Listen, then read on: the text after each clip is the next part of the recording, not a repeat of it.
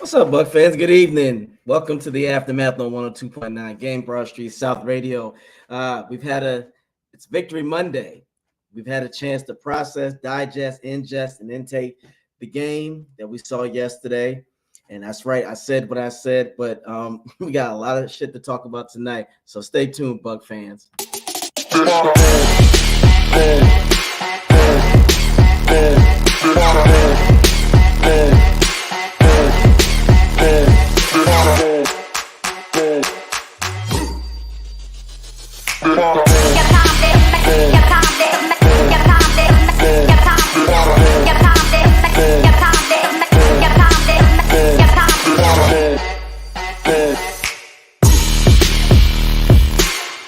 I said I'm not afraid anymore. Do you hear me? I'm not afraid anymore. That's right. Not afraid to show my damn face for once in a while. What's up, guys? Again, thank you for tuning in to the Aftermath on 102.9, the Game Broad Street South Radio. It's Victory Monday. 2 back-to-back. Don't look now. Bucks on a winning streak. What the hell? We haven't literally seen that since week 1 and week 2. Damn.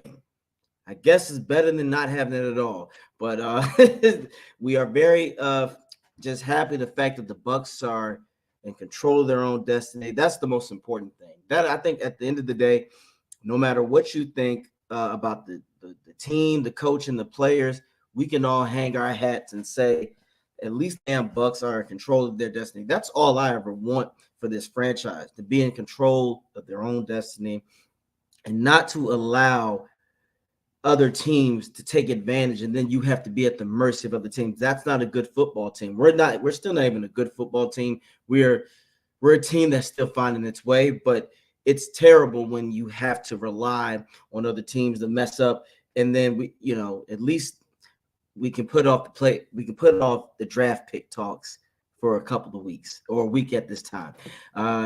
So yeah, the Bucs played a game where I personally felt that it could have been better. The only thing that kept it from being a disaster was that the team, we have to be honest. So tonight, guys, when I talk to you, I'm not just talking to you as a Bucs fan. I'm talking to you as a person who is the fan of the game of football itself, which means I have to give you the facts, I have to give you the realities, and I have to break down things, and you're not going to like it and you're not going to agree with it. But if you feel that I'm wrong, by all means, I'm always up for debates. But this is football, guys. You have to be more than just a fan of an organization. As I tell you, as someone who aspires to be a coach, I can tell you right now, if you're good, you're good. If you're not, you're not. If you can have improvement, you can improve. But if you can't do it, you just can't do it. This game right here saved Bowles' job.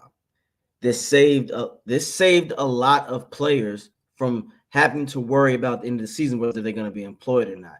You lose against this Falcons team, we already know. They can say mathematically we would still be in it, but we know emotionally, mentally, the team wouldn't have been there. The team would have closed it in. They'd have shut it down, and we would have been in evaluation mode. Because by then the hole would have been too deep for us to climb out. So I am happy that the Bucs are fighting. It at least shows you that they are fighting. Contrary to what other people think about me not enjoying the win, I enjoyed the win, but that was yesterday. It's over now. I'm looking towards Green Bay and what the Bucs are going to do. But again, I'm also looking more towards the future. I keep telling people, temporary satisfaction is nice, but you got to look at the big picture and look at the long run. Because how many times have we seen this before, Buck fans? Our Buccaneers go out and we'll win a game, and we think that we got it. We finally got it together, or this will be the game that turns it around. And then the next game we go out and get dog walked by a team that's actually really good. So that is why I just want fans to just relax. It was a win. It was a win. But you cannot honestly say that was a good win. You cannot honestly say that was a pretty win. You can't honestly say the Bucs took care of business. They came alive at the right time, but that was a win by, again, another sloppy ass team. Buck fans, come on now. This is football. That team was not good. Oh, the Bucs were running well. Yeah, they were running well because a lot of their players were out. Oh, yeah, well, they did this. Ritter still threw over 300 yards. He threw an interception. Yeah, it was a bad one, but he is a bad quarterback. He's not good. Their kicker, Koo, the guy who beat us the last time we played, he wasn't on. So a lot of factors went into this game and the reason why we won. If Koo kicks those 3 field goals, Bucs don't win. If Britt doesn't get that tackle in the first quarter and they score a touchdown, the Bucs don't win. You see where I'm going with this? If we want to be a competitive playoff team, if we get there, you're gonna have to learn how to put away bad teams for good, and you got to learn how to be super competitive with good teams, because you'll have a lot of people say, well, look, the 3 teams that we played that are the top tier guys, the Eagles, the Niners, Detroit. Now, Detroit is showing their true colors. I think they're not ready just yet, but we still can't beat them. And for everybody saying, yeah, the games were close, but we still did not do what we need to do. And we were down too late when we decided to try to come back. You can't play football like that. I want to ask you guys this. Do you believe in your Coach Bowles? Better yet, here's the $1 million question. What direction do you think that he's going in? Now, Coach Slick could tell you because he's an excellent coach. But I'm talking about for the average fans out there who just love the game of football. Do you see where your coach is taking you? Exactly. I'll wait. It's silence because you don't know. The issue is, again, Bowles is he has an outdated mentality. In this era of football, having 10 points early don't mean shit. In this era of football, you got to score. The whole point of the game is to score more than your opponent anyway. But when you have a bad team, your job is to put that bad team away early. By the half, the other team should be like, well, guys, we're not going to win this. It's 31-3 right now. We might as well pack it up and just do our thing.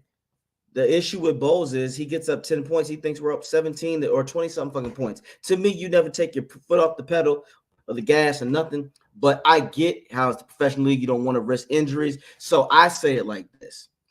If you're not over by the half, if you're not over 21 points, you keep going.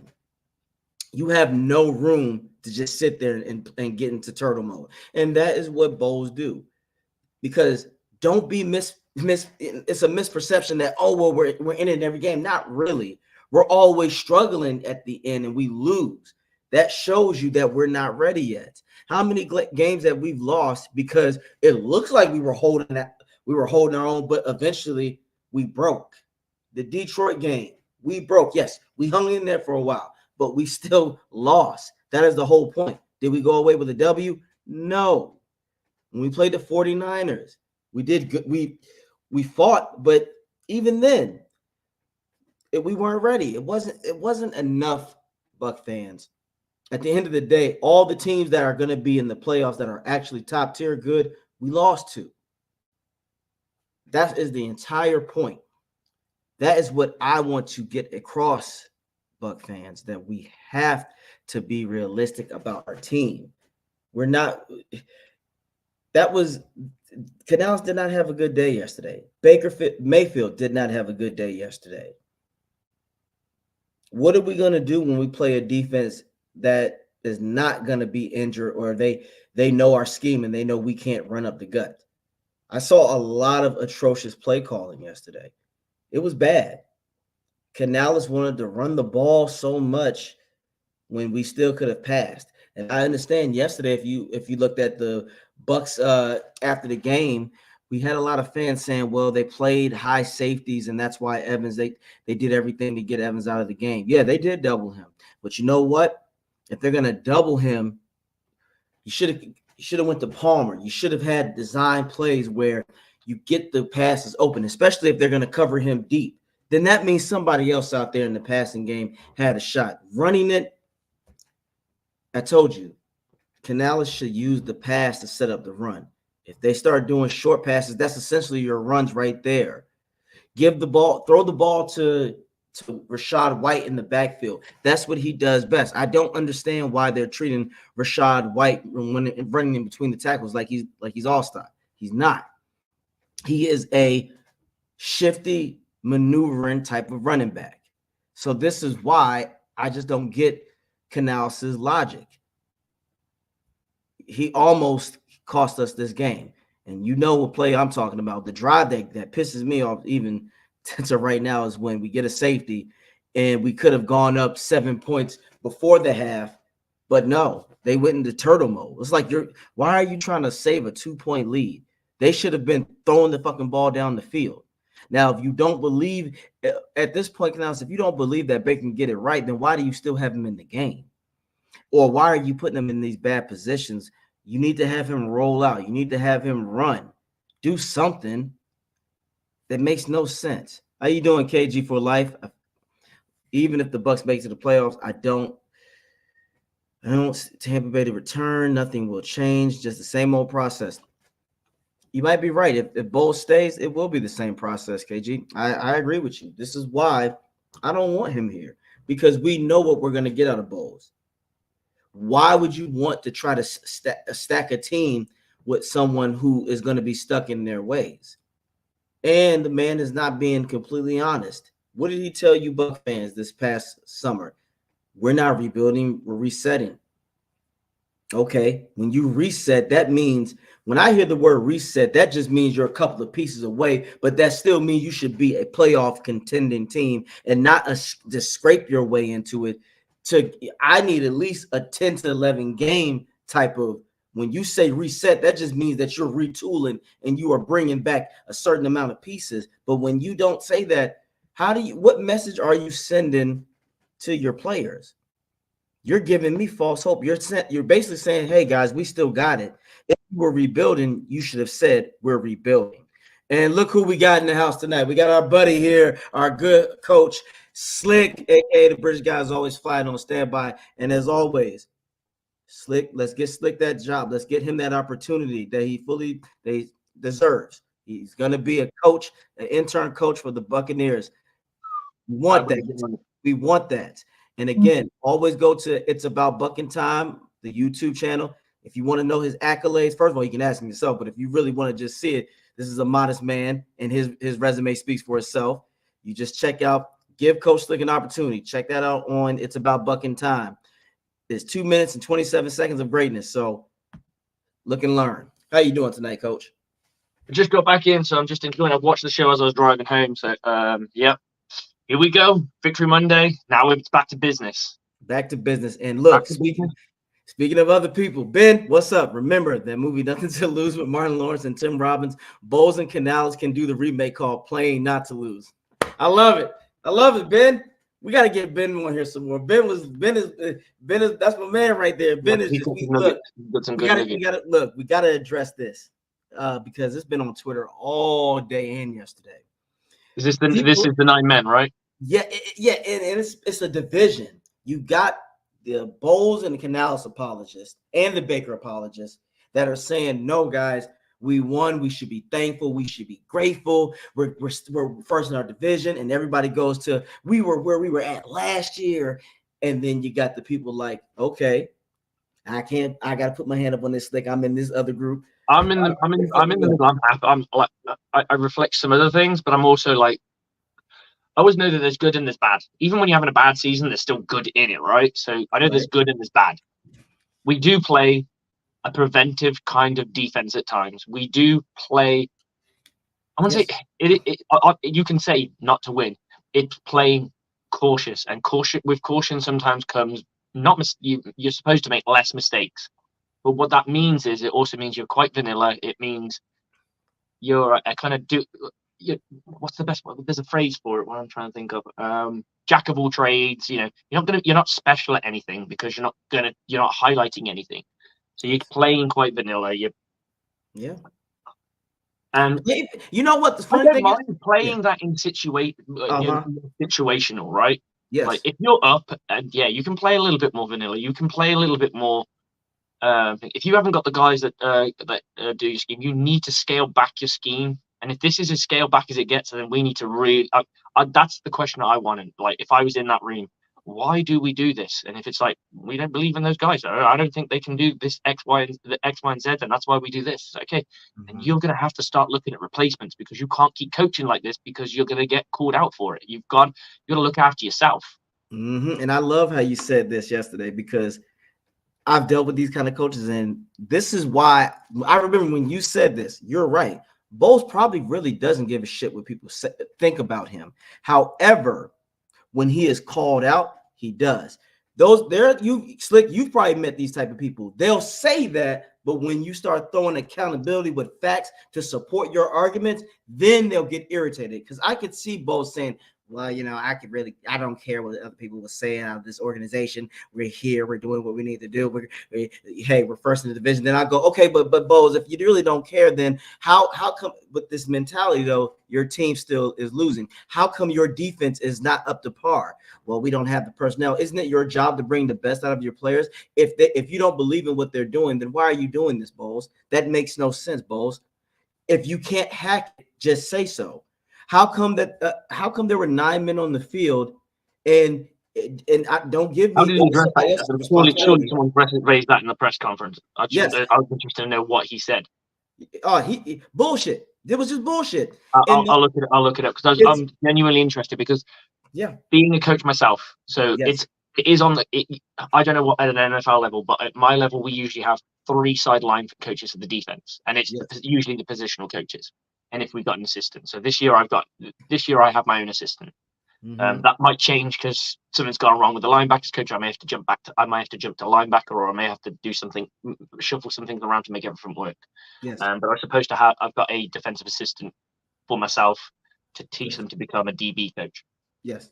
It might be in the case that I let them do the coaching, but I do all the coaching plans and stuff like that. So they just have to almost coach by numbers. So I'll give them the blueprints and they just execute that, and then I can go and look at the linebackers. But that might not happen. So I'm not counting stuff here. Well, as a coach, so when you have your personnel, I'm responsible for the DB rotation. The linebackers coach is in charge of the linebackers rotation, and the D-line coach is in charge of the D-line rotation. Occasionally, and this is usually how it happens, is someone else makes a decision to put somebody else in or take somebody else out, and they don't notify them. That's how you end up with more players on the field. Yes. At the level I coach at, more player on the field happens more than less players. Yes. Because one person, you go to, say for the sake of argument, someone goes up to one of my corners, you're in the next drive. Yes. So that corner goes out, but I haven't told the other corner that he's out because I don't know that they put somebody else in. So then you end up with the 12 men on the field. 9 men on the field is very, very unusual. Yes, it's very unusual. But there is, I would imagine at the NFL level, they have somebody who's in control of all the personnel moves. Like they get told them, this person's in, this person's in, this person's in, and they count them as they go in. Because that's what I would expect from a professional run team. So whoever ran the rotation, he's a stern fucking talking to, because that is embarrassing. Oh, very embarrassing. But the reason why I say this, it still falls on coaching. Slick, you are a defensive coach. Now, let's say if you put me in charge as a cornerbacks coach and you have told me everything that I need to do. You said, AJ, this is your one assignment. This is all you need to do. And you tell me this, and I completely mess it up. Now, that is on me. But if you only said it one time and I didn't get it, but you go, figure it out.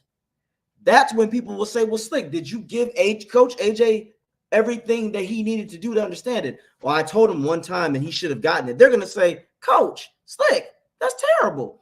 And by this time, it's week 14. You shouldn't be fucking up like that. 10 players, I get it. 9, the thing here is you want to understand why it happened, right? I'm a big fan of asking questions. Yes. So I would go to him and go, why did this happen? How did this happen? Yes. They need to give me a coherent answer. I want a coherent answer because I was like, dude, this is the fucking NFL. Yes. We don't have time for fucking that baby bullshit. If you want to go and do that, you can go coach high school football. That's fine by me. I could give you your walking papers tomorrow.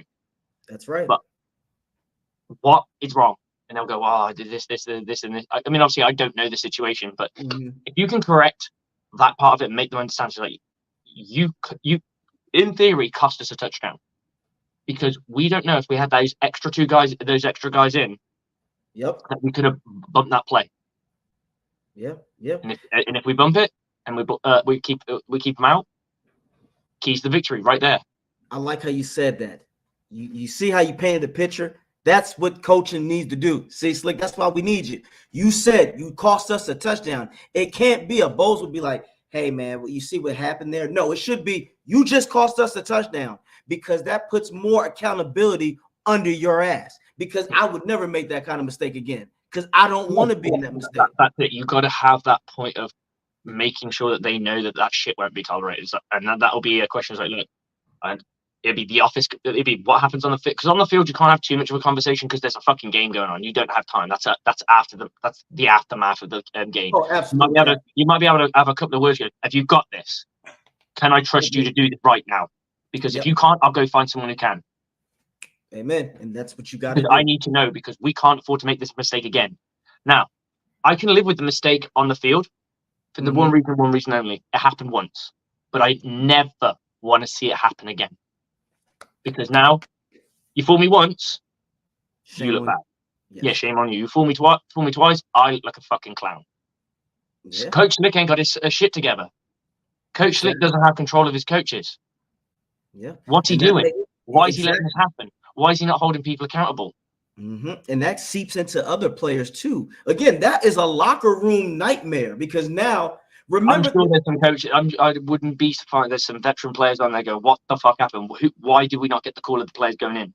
Yeah, exactly. I guarantee you're right. And probably people said that. I bet you even after the game, text messages, hey, what the fuck was coach doing? What was he thinking? This can't happen. Now you see people laughing at us on social media. We don't look like a complete team. You said it, Slick. This is the fucking NFL. You should already have, and mind you, it's the NFL week 14. Yep. This ain't week 2. This is week 4. You have this is a mistake that should happen in the preseason. But it look.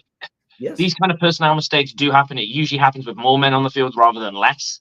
Exactly. But less men does happen. It doesn't. There's no penalty for it, so it goes. More men on the field gets highlighted, whereas less men on the field doesn't get highlighted. So it does happen, and we know that happened under the. I think it did happen once under the Bruce Arians thing. It happened once or twice where they went, "Oh, on that play there was only 10 guys on the field." Yeah, but it didn't happen often, and that's the thing. Question I want to know: is it the same guy? Now I would like. The stats are similar, so I'm just saying that you can't keep doing this. If that's the same guy, if it's the same guy at this point, because we're far in the season, it's you do that again, you're fired. You're done. There is no you do that again, you're done. It'd be different, like you said, preseason, or hell, if it's like week 6 or 7, I'll let that slide. Like you said. Don't make this a habit. I love this. Most went with the less is more theory. Oh, absolutely. Yeah. This is why I am on the point where I said, where are you going? And I'll give you a quick jog down memory lane. You saw this in the message earlier. Do you remember the 2010 Bucs season, Slick? No, I was not a Bucs fan, but I know about it. Look, I'm going to make this short as possible. The Bucs went 10-6. Josh Freeman. We were in a rebuilding season after Gruden got let go. After Gruden was fired, you know what I'm saying? The first year Raheem came in, we was some shit. We looked bad. Then we drafted Josh Freeman. Then 2010 he comes back and 10-6. This Bucs team looked promising in the fans' eyes. People were like, "Oh man, we're gonna do good. Freeman is the guy." I'll never forget. Somebody on Twitter back then said this shit, and it resonated with me. And then that's when I really start going in between the lines. He said, "Hey guys, that was great, but where is the direction of this team?" And everybody was saying the same thing, like, "Oh no, you got to accept it. We're good. They're gonna go this way." He said, "Guys, the reason why we looked good is because no one knew who the fuck we were. No one knew our identity." He said, "But this is the NFL, folks. People adjust. If we don't change our style or go a certain direction and create an identity, it's going to be bad. What happened after that, Slick? 2011, we lost 10 straight games after we started out 4-0, and it was bad. After that, Raheem got fired. And I bring that up, though. They did the right thing. You know why? Raheem fucked up. He didn't have a true vision and a direction of where he wanted this team to go. He didn't know whether, are you going to make this an offensive powerhouse? Are you going to make this a defensive powerhouse like we always usually are? Or are you going to be one? Are you going to try to create a rare balanced team? We didn't have a direction because Raheem didn't have a direction. I feel like that is what Bowles is doing. We know what Bowles' mentality is, and it's outdated. In this league, you know this, like, you can't have 10 points and expect to hold on to it. Not in today's NFL. 10 points ain't shit anymore. And that is why, that's what makes me scared. Like, I don't want us, because people are saying, man, we won though. It's like, yeah, you beat the fucking Falcons. Whoop-de-doo. They're a few steps up from the Panthers. Have you realized this, Slick, that everybody that's in the playoffs right now that are leading their division has beaten us? San Fran, the Eagles, Detroit. Now, people will say, but they held them. Did we? But here's the thing: we still lost. I'd say we have. We were look. We were competitive. We were a competitive. We're a competitive football team. We don't get blown out very often. That in itself is a good thing. However, offensively, we're still nowhere near the capabilities of what we should have. That's right. And I think the only reason I want to look at Coach Bowles for another year is, and that will depend on what happens for the rest of this season, is genuinely because the cap thing can't be used as an excuse. It can't be used as, and I'm not saying I've never even heard him utter that as an excuse, but fans can't use that as an excuse because the cap goes up. The cap casualties that they've got, the cap space is a lot more roomier than it is. There is no excuse because not every team uses the entirety of the cap, right? Not everyone goes to the button. A lot of teams stay with 25 mil afloat, so that can't be used as an excuse. So that's a true look at what Coach Bowles can do. We're married to a quarterback that, quite frankly, isn't amazing. He's okay. He's a mediocre quarterback that has big moments occasionally. That's how I'm starting to be. That's how I kind of view him. Yes. And he's been married to a offensive coordinator who's figuring out as he goes along. So this is a big work in progress, and that's why I understand the frustrations and what have you. But there's limitations to this team that makes it more difficult. It's a first-year offensive coordinator who's never called plays before, married to a guy who's known for being a fucking turnover machine. He's not being the turnover machine of old days. He's putting the ball in harm's way occasionally, but he's not executing. Is he executing because he's being too cautious, or is he not executing because he's just not that good? Exactly. And Ben says some funny shit. Now, this is an inside thing. You have to be from Tampa to know this. Back then, AJ, the only direction Raheem had was over 2040 North Dale Mabry Highway, to Mons Venus. Him and Josh were partiers back then. Yes. The thing is, back then, Josh Freeman, the quarterback, Slick, was let's just say he was a candy nose man. He liked that booger sugar, as we call it over here. The booger sugar, the high, that white girl. He had that, yes, that other good stuff. But anywho, but yes, I know what you're saying with Canales. What makes me, no, I ain't even gonna go to Canales yet. Let's go to Baker. You're right. Because I want to show you something. Let's have a look at Baker's stats this year. I'm just gonna have a quick snoop at Baker. Yeah, Baker. Go ahead. You talk your talk, and I will get Baker up. Well, I want to show you this. This is why, like you said, he's not the guy. And congrats, Baker Mayfield, for expecting your little daughter. That's awesome. But we are going to critique you. Yeah, this is football talk. That's life stuff. As a person, I love him as a person, but as an actual dude, I think he's got mucks. He's got nuts. He doesn't care. He's fun to watch, but it's in a kind of like you want to cheer for him because of his personality, but he's still not getting it done. And then after a while, you become frustrated with it because you're like, well, I don't care how tough or like how much he's standing by. There's a lot of, and this is what I always find with Buccaneers, a lot of Buccaneers fans is rah guys. There's a lot of people in the league that talk a lot of shit.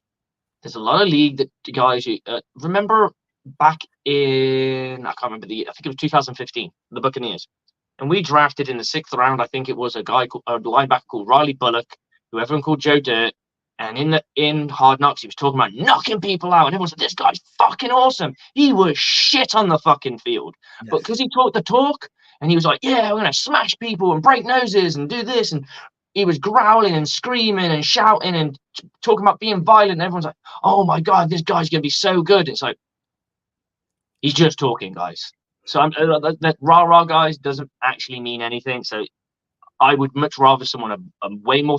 It works in certain positions. I think you can get away with it more in the D line, linebackers. Not so much. I think you've just got to. I love Levante David's quiet, fucking silent assassin approach. Oh well, yeah, he leads by example. Akin to Devin White, who it's fun to watch when he does make big plays. Yes, because he's getting in the face of the player. He's very cocky and what have you, and he is a big playmaker. The problem is he's not the greatest. He's not a coverage linebacker in any sense of the ball. He wants to be Micah Parsons because he knows he'll get to blitz more. That's the only reason, and he's good at blitzing. He's one of the best inside backers at blitzing in football, and that's why he wants to be sent on a blitz. But it means he doesn't have much other skill set. He is a big hit. He's a big hitter when he does get a hold of him. Like he will rock you if you get hit by him. Yeah, but he's hated. I want someone technical. I want them on the fucking ground. I don't give a fuck if you make them go back to you. That's fun and sexy. I can beat off to that later. But we can upload that to you Pornhub later. That's fine. What I want to get down on the fucking floor. Exactly. Get out on the floor. And look, speaking of that, we got to bring the man with the budget plan in the house. This is going to be the Buccaneers. This is the Buccaneers Department of Treasurer right here. My man, Rick Hughes right here. Bucs Live. Look, man, we need you to be their budget master. Look. I think Vitek's doing a great job. You are seeing this right now. This is the man with the budget plan. I'm telling you. Department of Treasury for the Buccaneers organization. Look, he knows how to cut the corners out here. How you doing this evening, sir? Good, man. How are you? We're good. You're just jealous because I know how to count. Maybe. I wasn't made to count. I was made to hit. Look, I'm glad you're on here because we just talking about your boy Baker. This is a WTF Baker moment. Look at this, guys. Look at this right here. What's wrong with this picture? And it was 2nd and 1. And after that play, he tried to throw a bomb to Godwin. Look at that. Look. Rashad is wide open. And I know Slick ain't no excuse but no progression right here. I was about to say that. What if he's the number 4 read? Damn, that's just he's still in front of the guy. I think what AJ's saying here, and I agree, is that he's right in front. You can't. I agree with that. Common sense. Look at the way his shoulders are aligned. He could be looking upfield for sure, but you've got to have some. When it's second, and you've got to be aware of the down situation as well, because at the end of the day, you've got to have one eye on your dump off because you know that you only need 1 yard. Well, you need to have one eye on your dump off. Second down, so now's the time. And a beautiful point because he might think, well, I can burn it down, so I'm going to see what's out. I'm going to see what's out. Yeah, and that's not always the smart approach. Sometimes you got to take what it is because no. But what if someone gets open and he throws that ball? Okay, Mike Evans has had a fair few touchdowns. What if? And I'm telling you this, Mike Evans. We'll go back and look at a Mike Evans touchdown, and there's a Rashad White going hi, and you go, well, but he threw to Mike Evans. There you go. He's waiting for someone to get open because he knows the situation is he can burn it down if he needs to. As long as he doesn't get sacked, he can burn the down. So maybe that's the thought process. Yeah, but at that one right there, there's no excuse. And besides, you want to burn the clock anyway. You throw that right there. You get to the 2 minute. Can you throw that back for me? I just want to have a look at it. Oh yeah, right here, 2 minutes. Yeah. Okay. That get to the 2 minute warning and call it a day, and it's 1st and 10, and then you can get back to resetting of what you want to do. Hell, at that what happened on that drive? What's up? What happened on that drive? No, I'm asking what happened on that drive. Well, that one at that moment right there on that drive. What was the end? What was the end result of the drive? What happened on that drive? We got very fortunate that Godwin. I'm going to tell you, it was a spectacular throw, but it was a better catch and run afterwards. You know why? And guess what? Where was Godwin at? Was he on the outside or was where he was supposed to be in the slot? So are we bitching about a play that happened during a touchdown drive? We didn't like that play during the touchdown game-winning touchdown drive. No, what we're saying is what we want to say, Rick, is that again, we're not going to play Atlanta defense all the time.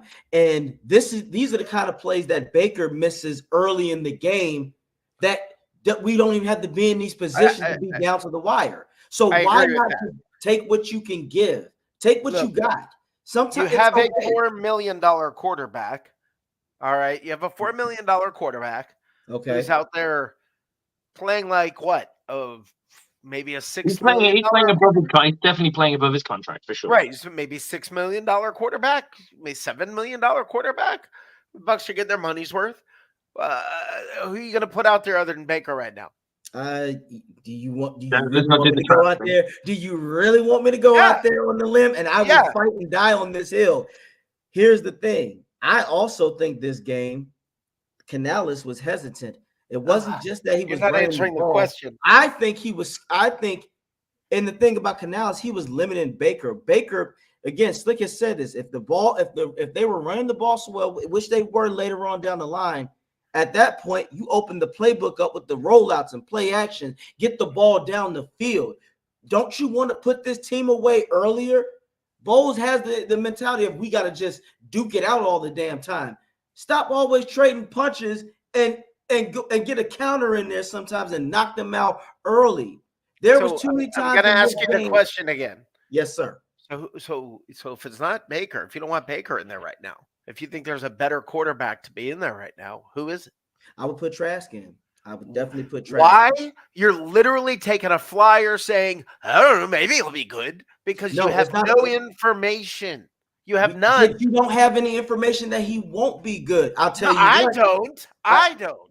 But the coaches do. But at this point, do you really take Bowles serious? Again, we get up 7-0. He goes in the turtle. 29-22.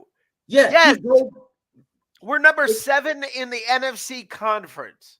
Okay. Yeah, yes. That's okay. But okay. Look, who do you want them to beat when they're playing the Falcons? I want the Bucs to give a commanding win. I want us to beat teams like the way Dallas and them do. We're not that good right now. What do you mean? We're paying bills when we were that good. Hold on. We have a good line. Our receivers are better than the Cowboys. Our receivers are better than the Eagles, in my personal opinion. Don't say we don't have anybody. We're just not. I didn't say we don't have anybody. No, but on offense, that is our strength in the pass. And that's a blessing because this is a passing league. So why is Canales not taking advantage? Running is silly. People also forget that the Falcons lost key players yesterday in the defensive lineup. So that's why he ran as well. Do you think we're going to have that kind of luck against a 49ers front or a Philadelphia's front or a Dallas front? I'm not saying we are Super Bowl caliber. Okay, I'm telling you we're not. We don't have getting rid of the coach isn't going to automatically make us Super Bowl caliber either, because you can't. It's an answer. You're going into the unknown. We go, okay, Buccaneers go and go, fuck it. We're going to get rid of Bowles. We're bringing in Ben Johnson. Ben Johnson then changes and brings his own defensive coordinator in. He then sets up his team. That defense has to learn into a whole new scheme. That offense has to learn a whole new scheme. You got to still find a quarterback for it to go. He's only had Goff. Goff is a good quarterback. It's not like he was handcuffed to a shit quarterback. He was handcuffed to a solid Super Bowl. Super Bowl, yeah, he took him to a Super Bowl for sure. And he's been coached. He's had the tutelage of some good coaches in his career for sure. That's great. And I'm glad you said that, Ben. But here's the thing. You know why Buck fans wouldn't mind that? I guarantee you Ben would be more honest and more realistic. I could be. But you don't know that. He's I not would sat. hope He so. hasn't sat in the presser yet. He hasn't had to. It's true, but we know what to expect out of Bowles. If you want your team to always hang Because we around, look at the Buccaneers with like a microscope. We look at we have a passing glance of all the other teams, and we look at what we see and go, oh, their record's good. They blow out some teams. They also have games where they don't score very many points either. So, I mean, this Lions team lost to the Green Bay Packers on Thanksgiving, yeah, they lost to the and they're Bears. loaded. And I The think they scored Packers 14 lost points. They to- scored 14 points or something like that against Didn't them. the Packers lose to the Bears or something? I mean, the Yes, they Packers. did. No, the Lions lost to the Bears. Now, I Yeah. will say that is a rivalry game. So Yeah, for sure. that's and Detroit is good there, but they're not ready yet. They're not there yet. I'm just saying you're putting your eggs in it. I've got no problem. But we are. But we're ready. No, we're not ready, but we don't have an identity direction. That is all I want to know. Where is our direction? We don't. Well, if you're going to go with that. the direction is this Buccaneers team is going to keep the score low and they're going to try and win the game by bleeding out the clock. That's pretty much been what they've been doing the whole time. Sometimes it succeeds, and it succeeded Three out of the last 5. 3 out of the last 5 times. And here's but that is the blueprint. You can see that. Like, and it's you and can it's see it in the not, offense.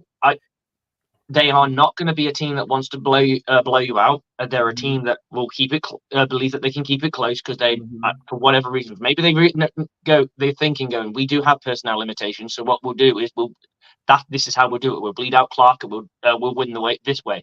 And then when the weapons come and when they reevaluate and bring in, have money to bring in free agents, maybe they go, right, now we can fucking put the pedal to the metal. Right. Yeah, but by then, by the time Bo says we can put the pedal to the metal, Mike Evans is gone. Remember, he was a very aggressive defensive coordinator before this. There's a reason why he's being cautious. There's a reason why he's being cautious. And I get that, but at this point, you're being too cautious. Again, when you play not to lose, you're playing scared. And I like that you said I get what you're saying, AJ, but they're still have lead in their division, so he's not really doing any wrong. And they'd also be a while if let's say they're in the wild card behind the Falcons. They're actually in a wild card position right now. If they weren't, how much would we give during the James Winston years just to be in the conversation? Right. We're in the conversation, and it's not like we have to win 3 games and get in. It's all to play for game by game, week by week. I think I know we want more out of this team, and I get that. I fundamentally understand that because we're used to seeing it. But slowly but surely, this team has been disassembled, and they're reassembling it. We don't have a JPP. We don't have an Ndamukong Suh, and we have an emerging Kansi. That we don't have the pay off depth. dividends we next don't have year. Depth. We don't have dividends next year. And I would not be surprised if Shaq Barrett they cut Shaq Barrett because there's just way too much salary. There's just way too much salary there, and he is not performing at the level that they're paying him. So you're going to have to look at another outside linebacker, and it ain't JTS. So there are. And it's obvious White's going to be gone. Yeah, well, JTS should be gone too. They should send him packing too. Sorry, JTS should be gone. JTS needs to be sent packing too. And I mean, they'll keep JTS for if he's got a year left on his contract. Do we really need to keep him after that?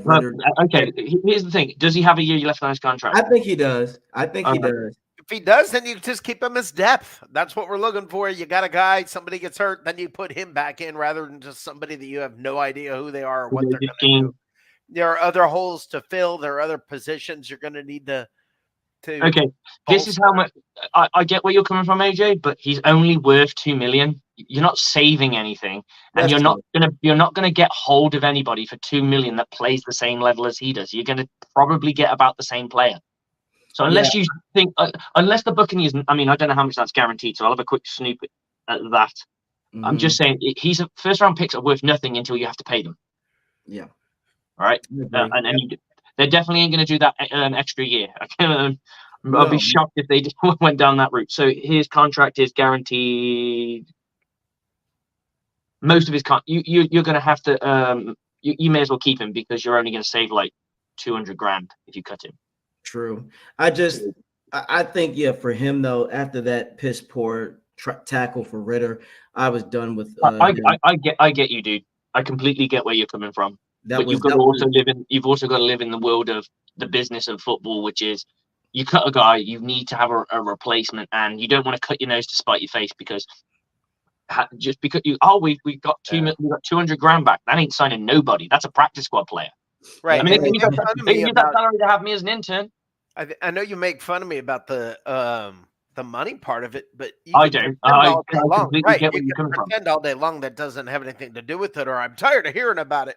I'm sorry you're tired of hearing about it. I mean, I'm tired of hearing from my credit card company, but the bill's still due. You know, I mean, it doesn't matter if you're tired of hearing about it. And it doesn't mean that it just goes away. No, the bill's not paid off. No, So, you're right. You got a point. We're still paying off that Super Bowl debt. Yeah, we're still paying. Yeah, but I think sometimes the point that sometimes people also don't think you can just buy a Super Bowl team. People have tried that in the past and they have failed miserably. This is why coaching is great now. And I know that it's a stretch because Brady was there, but do you remember Slick and Rick? I know you know. I like that. Say that again. Slick and Rick. Slick and Rick. Yep, Slick and Rick. The first 3 years of the first 3 Super Bowls Brady won, who was his star receiver? Was that before Moss? Yeah, before Moss. And I love it. You know why? Slick, I'm glad you do that. Most people outside of football world, if they don't know the game of football, this name I'm going to bring up, they would have did this. What is that? It's Deion Branch. Yeah, okay. Mm-hmm. Deion Branch was literally the average of average. Offensively, they didn't have hardly anybody. And look, Brady made Branch so good. Branch went to the Seahawks and robbed them of like 15 or 17. Hey, I always say this: if you go to the Patriots, they turn you into a player. Exactly. Look at LeGarrette Blount was I think he's one of the kind of exceptions because he looked really good for them. Yeah, he goes to the Eagles. I can't remember they had he won a Super Bowl. He won a Super Bowl with them, yeah. That guy's got 3 Super Bowl rings. That's insane. Absolutely, but this is my point. But like Eric Blount, I just there was something about once he kind of learned to be disciplined when he went to the Patriots, and he wasn't such a loose cannon, which he was. Yeah, he became he became a poor man's. Best way to describe poor man's Marshawn Lynch. There you go. And but my point is with coaching. Belichick at that point was like, yo, we don't have to spend so much money on superstars. We're going to bring the best. No, because they're all on the defense. Yeah, they're on the defense, but they still could have used the money to get an offensive guy for Brady. They just said, we know what it takes. And Belichick found ways of bringing the best abilities out of them. He used Branch. The reason why he's considered one of the greatest coaches of all time. Right, but that's what I'm saying. But we're not going to find that guy all the time. No, not at all. But at the same time, with Bowles, I don't see certain things. I don't get it twisted. I do think him and Light, when it comes to their drafting people, they've done a hell of a job. Yaya is a hit in my opinion. That's what I mean. You don't want to get rid of that. And I genuinely would like to see Bowles have, depending on how the year goes, I'd like to see Bowles have another shot just because the salary cap can't be used. And I'm not saying he's never used it as an excuse, but no one can use the salary cap as an excuse there. Rick can't turn around and go, this, and this. I'm sorry, Rick, I'm calling you out there, but what my point is, you'll have money in his pocket. He can go and get some players. And I'll be interested to see how he uses that money to help build the roster because he's a defensive-minded coach. Is he going to be greedy and spend most of the money on the defense? Or is he going to be more open and go, actually, I'll get 1 or 2 pieces, and then I'll go and get 1 or 2. I'll go 1 for 1, 1 for 1, 1 for 1 down the line. I'll buy 1 defensive piece, 1 offensive piece, 1 defensive piece, 1, and keep it fair. Remember, guys, we are missing our star center. We're also missing a slot receiver that who's really good for Atlanta. And yeah, I know people don't like Russell Gage, but it's more to do with his injuries than his actual play on the field. His play on the field's been pretty decent. He's never been a bad guy. You put those 2 in this team, you could arguably say that this offense is going to be a little bit better at least. That depends on your quarterback play, though, situation. Because, when you got a guy that does this, you're going to go, all right, man, can you keep doing that? Are you going to keep doing that shit or nah? Again, I like Baker. But that was the quarterback was available. That was the quarterback that they could afford. Oh, no, I agree. Right. This is the way we're living in. We can't have a moan about the quarterback that we got. Right. Find all the free agents. Yep. Look at all of them from last year. Yeah. With hindsight, yes. which one of those guys are you going to get? Oh no! Don't get it twisted. Right now, Baker is a great pickup for us because he's the best quarterback in the NFC South by far. By far, he is the best. We can't moan about quarterback play because we got the best guy. Right, but we're sitting here saying, "Oh my God, Baker!" I mean, he is. You've got to say that he's back. You've got to be critical of the situation. And we have to be realistic. And but it's not all his fault neither. Canales hasn't always put him in the best positions. Rick, we said this. You helped me see the light when he runs typically or rollouts. Baker excels. Now it's like Canales. Why do you not put this man in this position to do that? Let him run more. Let him roll out. Let him improvise. One thing that everyone says to me is you need to have a dominant run game to call play action, and I don't believe in that myself personally, but a lot of people do. I don't want to see him right now. We have a run. Right now we have a run game. Why are we not play action? Genuinely, I am 100% with you on that. 100% with you on the fact that we're not play action.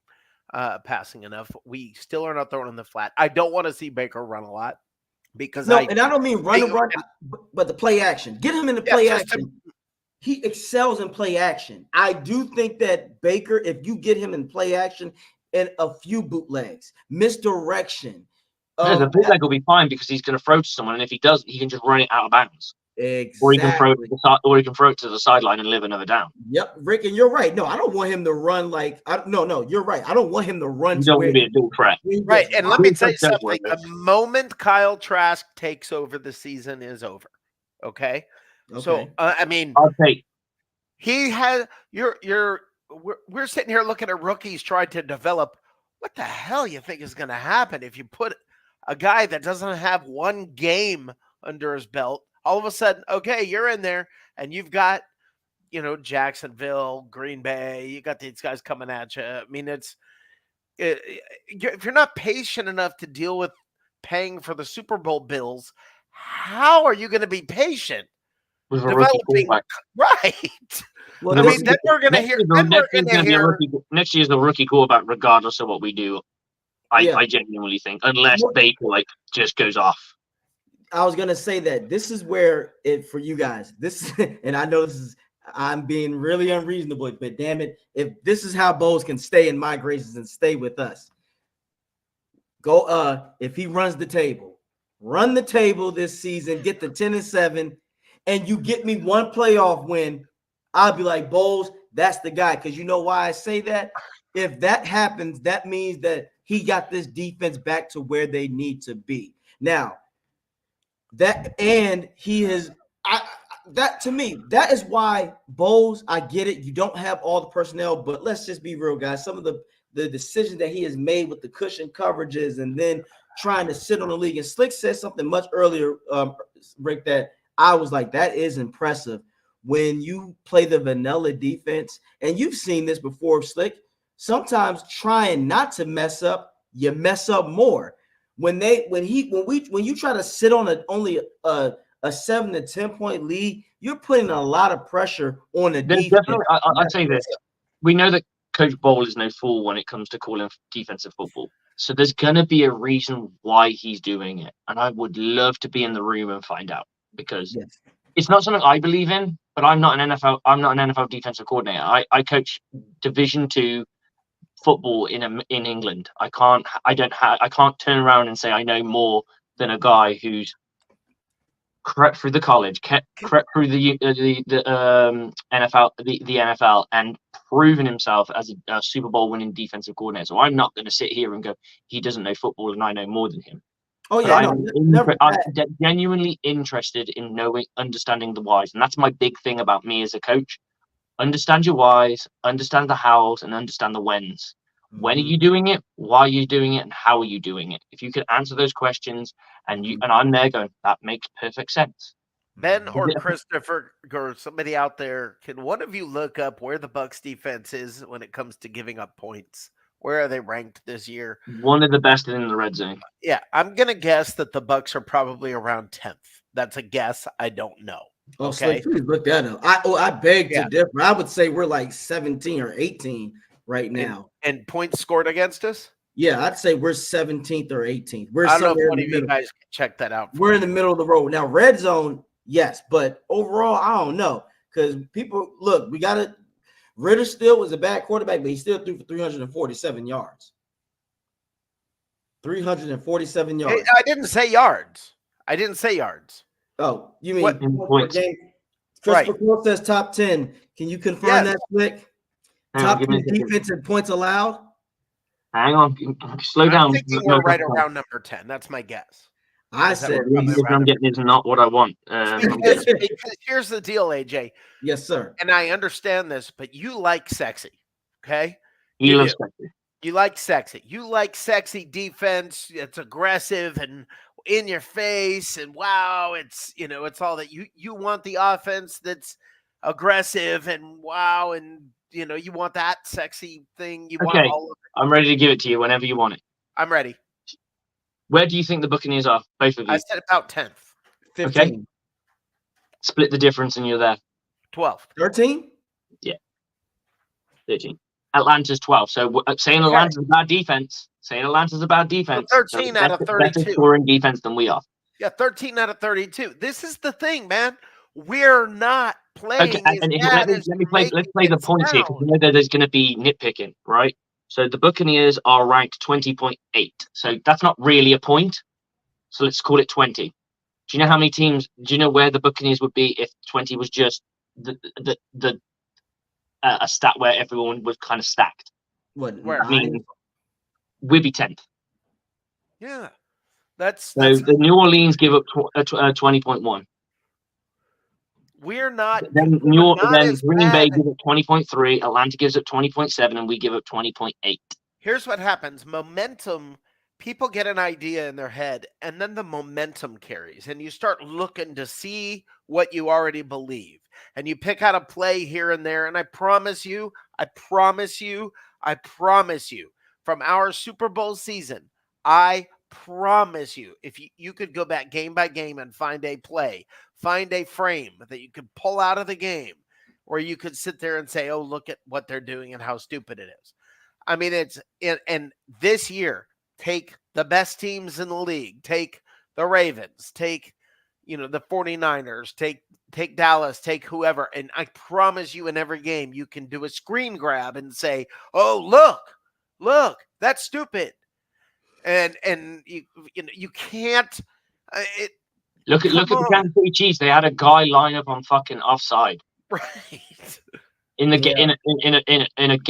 potentially game. What are you going to say? Get rid of Andy Reid because one of the best teams in the NFL. One of the best teams in the NFL. Yeah, I'll say this. I like the fact that this is a humbling experience for Baker. I mean, for Mahomes, because he is finally understanding. However, if this year was in Tampa, they'd be killing Coach Reid. Oh my God! Why the fuck did you let that happen? That's fucking disgusting. No, get him out. Get him the fuck out of my building. I don't want him anymore. I don't see him anymore. No, how did he allow somebody to line up offside? What a fucking cop out. No, we're more laughing at Mahomes. No, most people are saying. No, I'm talking about if Buck fans had that moment, we would be losing our fucking minds. Going, Coach Reid needs to get the fuck out of here. I'm done with this shit. How did he allow that to happen?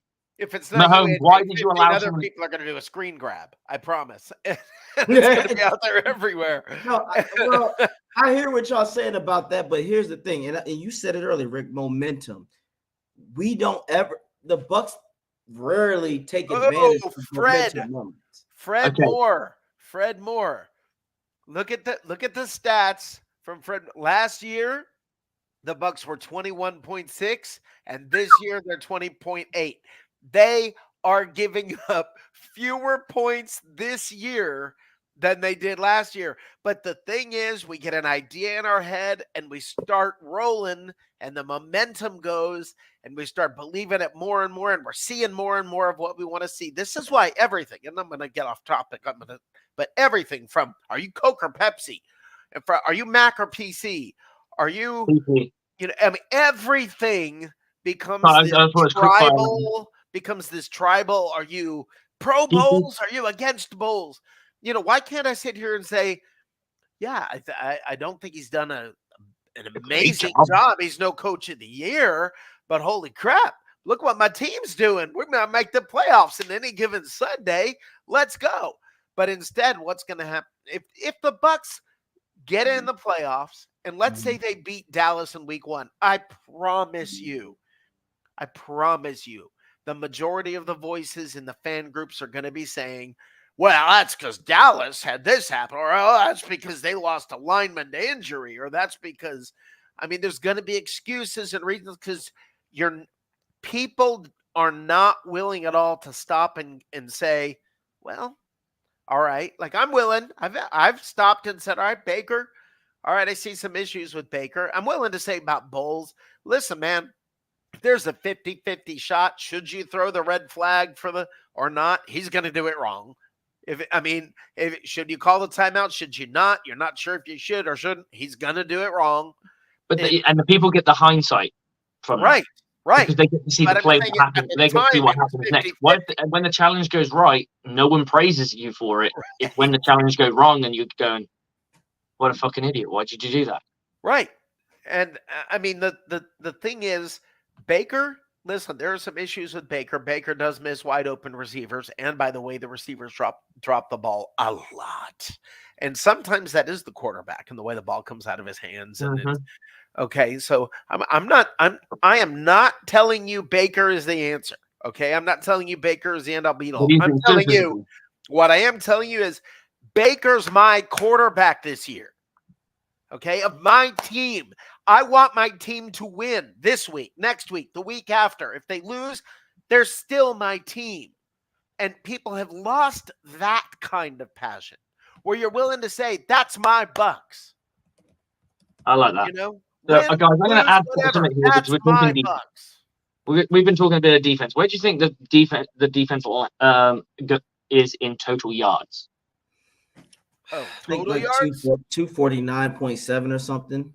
No, total yards for the season. So, like ranking? Are you saying the ranking? We'll go ranking on everything. 24th, 25th, 26th, 15th. Oh, wow. That's a lot better than I thought it would have been. Let's go down the pass.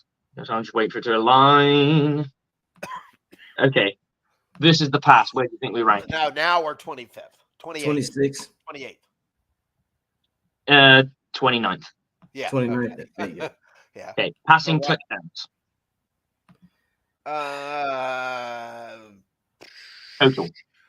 18th. 13th. 11th. Yeah. Interceptions thrown. That's not what I want. Okay. No, I was like, what? Okay. Rushing. Where do you think we rank? Rushing defense?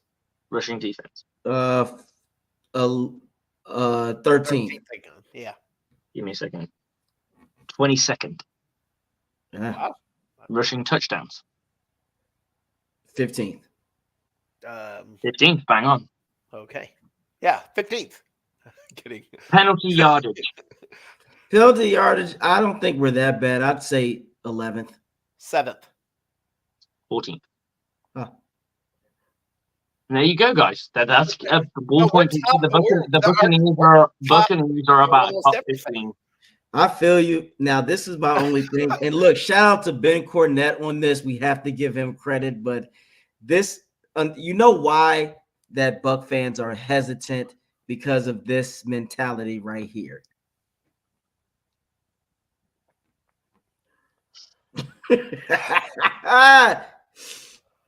I think, you know what I think it is, Rick? We've had such high hopes the past couple of years. What we don't want to do, because the Buck fan bases can be fickle. We don't want to psych ourselves up after this win, because like you said, we control our destiny. The sky is the limit for the Bucs.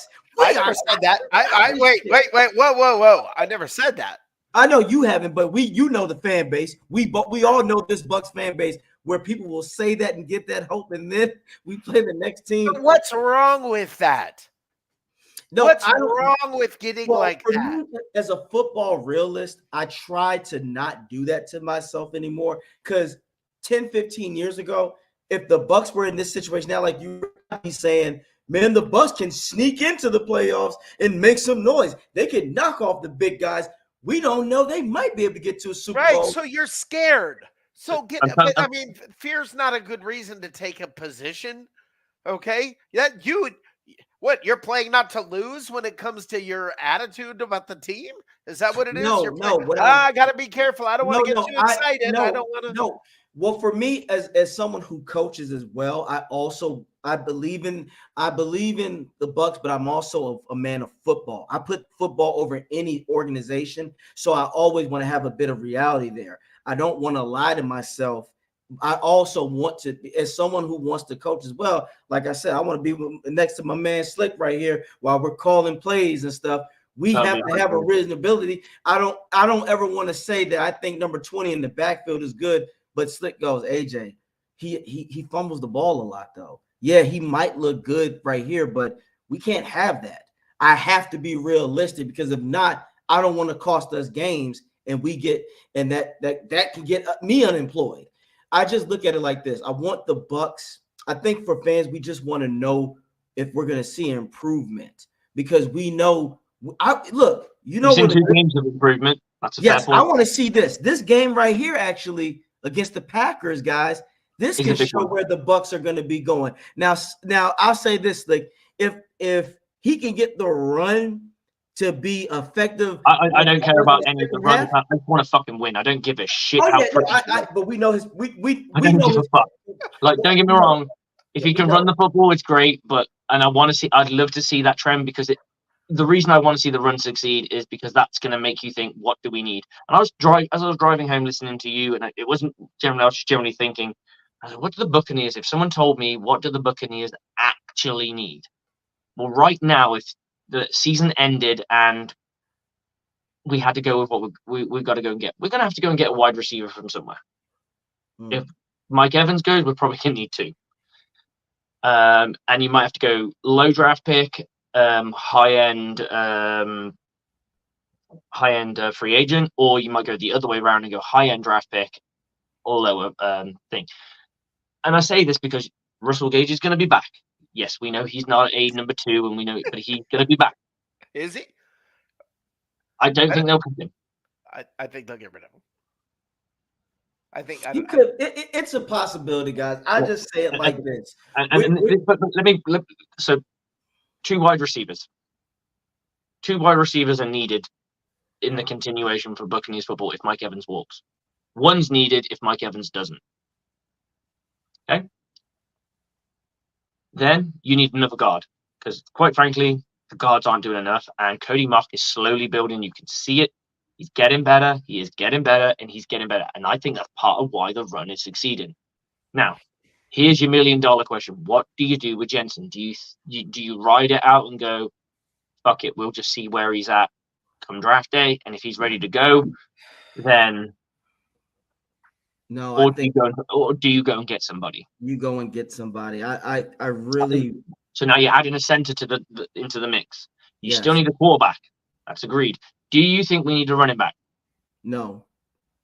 Okay. How about a? How has that changed since earlier in the year? That's true. That's a good call, Rick. Yeah. Earlier we were like, we need a back. No, I think we're fine at running back. I don't think we're fine, but I do think he's better than we thought. Yes. I'm seeing the continuation. I think it's more of a line. I was thinking it was a combo thing. Now I think it's more of a line thing because I can see the success that he's having. Okay, so that's 4 positions. Let's go defense. We definitely need an inside linebacker. Yeah. Straight up. That's going to be number 1 priority. Although I am really happy if we keep Bowles with the guys we've played the last couple games, I'm good. Now you're looking. I think you still need to draft someone. If it will come down to Levante David. If Levante David's back, I don't think I think you can live with what you've got. I agree. Safety is 100% one of the positions we need to get hold of. Absolutely. I was going to say linebacker is one of the positions that we need to get hold of. These are starting positions. I'm not talking about depth or anything like that. I haven't even got to that point. Outside linebacker, edge is one of those positions. Now, do you feel we need to get corners?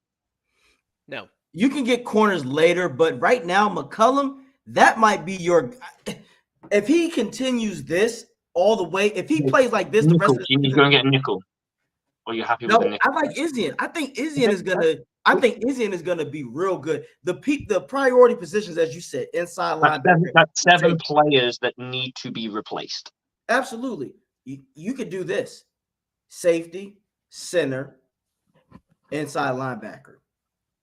In the draft, you've got to have an outside linebacker. You've got to get. Well, you can get but you can find that. Of course, you want an outside linebacker, absolutely. But I'm just saying, if we want a better center, because I would go for the cheapest players that you can get, and Yeah. I mean from a positional standpoint, not from the cheapest players that you can physically get, because that's not going to work. You know that's not going to work because we're going to be in the same position we're in now. We have one more year to pay the Super Bowl bill. And then you've got hey, you've given a guy 3 years to get it right. That's more than what most people get. That's enough sample size and if you see next year there's $50 million in dead cap space. This year we had 75, and we were already over the cap. We need a money sign for you, Rick. No, I like it. I like that you know these things because you're breaking it down from a financial suspect, because it is a business. So we have to understand it does. You got to pay to play, and if you want to attract the good people, sometimes you do have to have a bigger bank. Nobody's going to come and play for chips and pennies. They're going to be like, what the hell? Pay me. Christopher and Fred, thank you for the score update. The Packers are losing to the Giants by 8, 21 What the hell to 13. is going on? Okay, so this is my point about when everybody's freaking out about our coach. Listen, man, perhaps the coach isn't the problem. Hey, and remember this Green Bay team has a coach that has been to the playoffs on a regular basis, and they've got worse and worse. And what happened? It was because their quarterback left. Oh, yeah. Listen. Perhaps we don't need an adjustment at head coach. Perhaps we don't even right now this year need an adjustment at quarterback. Perhaps this year we need an adjustment in expectations. Dave brought that up on our show. Bars. You know what? We came in saying, "Oh my God, sky's the limit, woohoo!" Which is great because we're fans. That's what we do. You're 0-0. I've got as good a shot as anybody. Okay, now here's where we are. We've got, now we got to take the reality in. We're 6-7. Guys, we're the same record we were last year with Tom freaking Brady. We have the same record that we had last year. Okay, with 120 million more on the roster, we had the same record that we have or than we have now. Okay, so this is an interesting thing. I just had a look at this with the projected salary cap. The Buccaneers aren't that bad next year. 50 million below, correct? Nope, they're not. They are 46 million above. I'm looking at it right. Okay, there was 50 million. The Saints are 87 million over the cap. Good. No, but we're 46 above. Stop and think about this. We're 46 above, and we have 50 million in dead cap space. That means 96 million is what we have to get rid of. So basically, we have one more year, like you said, to pay our bills to the Super Bowl, and then the next season. So basically, 2025, we'll be ready to rock and roll. Basically, by 2025, correct. We'll be ready. We'll be ready to get back out. Correct. And let me tell you something. If we go, let's say we go 9-7 this year, or 9-8. 9-8. 9-8. Okay, that's right there. Okay, so hold up. We go 9-8. We improved, even though all these changes, all these cuts, all this everything. Our offense is doing what? You started with a rookie play caller. You started with all of that, and what? It's going up. It's trending up. The offense is trending up. Okay, that's really all you could ask from Dave Canales this year was, let me see some growth. Let me see what's happening. And we are trending in that direction. Okay, now I'm not saying Baker is the answer. No. What if you could get somebody like, I'm going to say Justin Fields, or I'm just throwing that out there. Okay, I'm not saying he's the answer to everything. I'm not saying he's the answer. Look, you're screaming for mobile. All right. Yeah, I mean, he's got better. He's got better accuracy. He got a cannon for an arm. So does Baker. Baker's thrown the longest pass in the air of any NFL quarterback in history. Baker's got a cannon. Okay, people don't realize that. As far as that goes, it's not an issue. The problem is, and I honestly believe this, I think the problem with Baker is his height. Okay, and I do think it's an issue. And I mean it There are smaller quarterbacks that have less problems than he does for some reason. correct, but for him it's an issue. Okay, I think Baker Mayfield is a $6 million quarterback, and what we all want is a great quarterback. Okay, we all want the $20 million quarterback, $30 million quarterback. That's what we want. Let's talk about Baker and his stats right now, because this is kind of where he's at with his. He has 20 probably only. touchdowns, 8 interceptions. Not bad. I'm gonna go yep, and that is statistically he's on pace to have a good year. Absolutely. If he can keep this, if he can keep the interceptions to less than double, to let's say 10, for the sake of argument, because he's thrown 10. I don't know what the average is on that, because I can't be bothered to do the math, but he's thrown 10. Let's say he throws 11, but he increases his touchdown score to 28. That's 2 touchdowns per game going forward, which isn't that bad, which is pretty and should be an expectation. 28 touchdowns for 11 interceptions. No, that's that is Buccaneers head scratching material, because it's like he's not great, but he's not bad. Mike It's Evans like, having his best year ever. right. That's not out of reach. One of his better years, for sure. No, not one of his better. I'm saying literally his best ever. Yeah. Well, no, I'll wait till the seasons. I'll wait till the seasons. Yeah, I would say this, but I guarantee you this though. I bet you Evans, this game that we play against Green Bay, he won't have a game like he did in Atlanta. I bet you he go off in Green Bay. And I say that because as much shit as I give Rick, look, Rick's gonna be like, you see it? We asked for Godwin to get the ball. Godwin got the ball. When Godwin made something happen.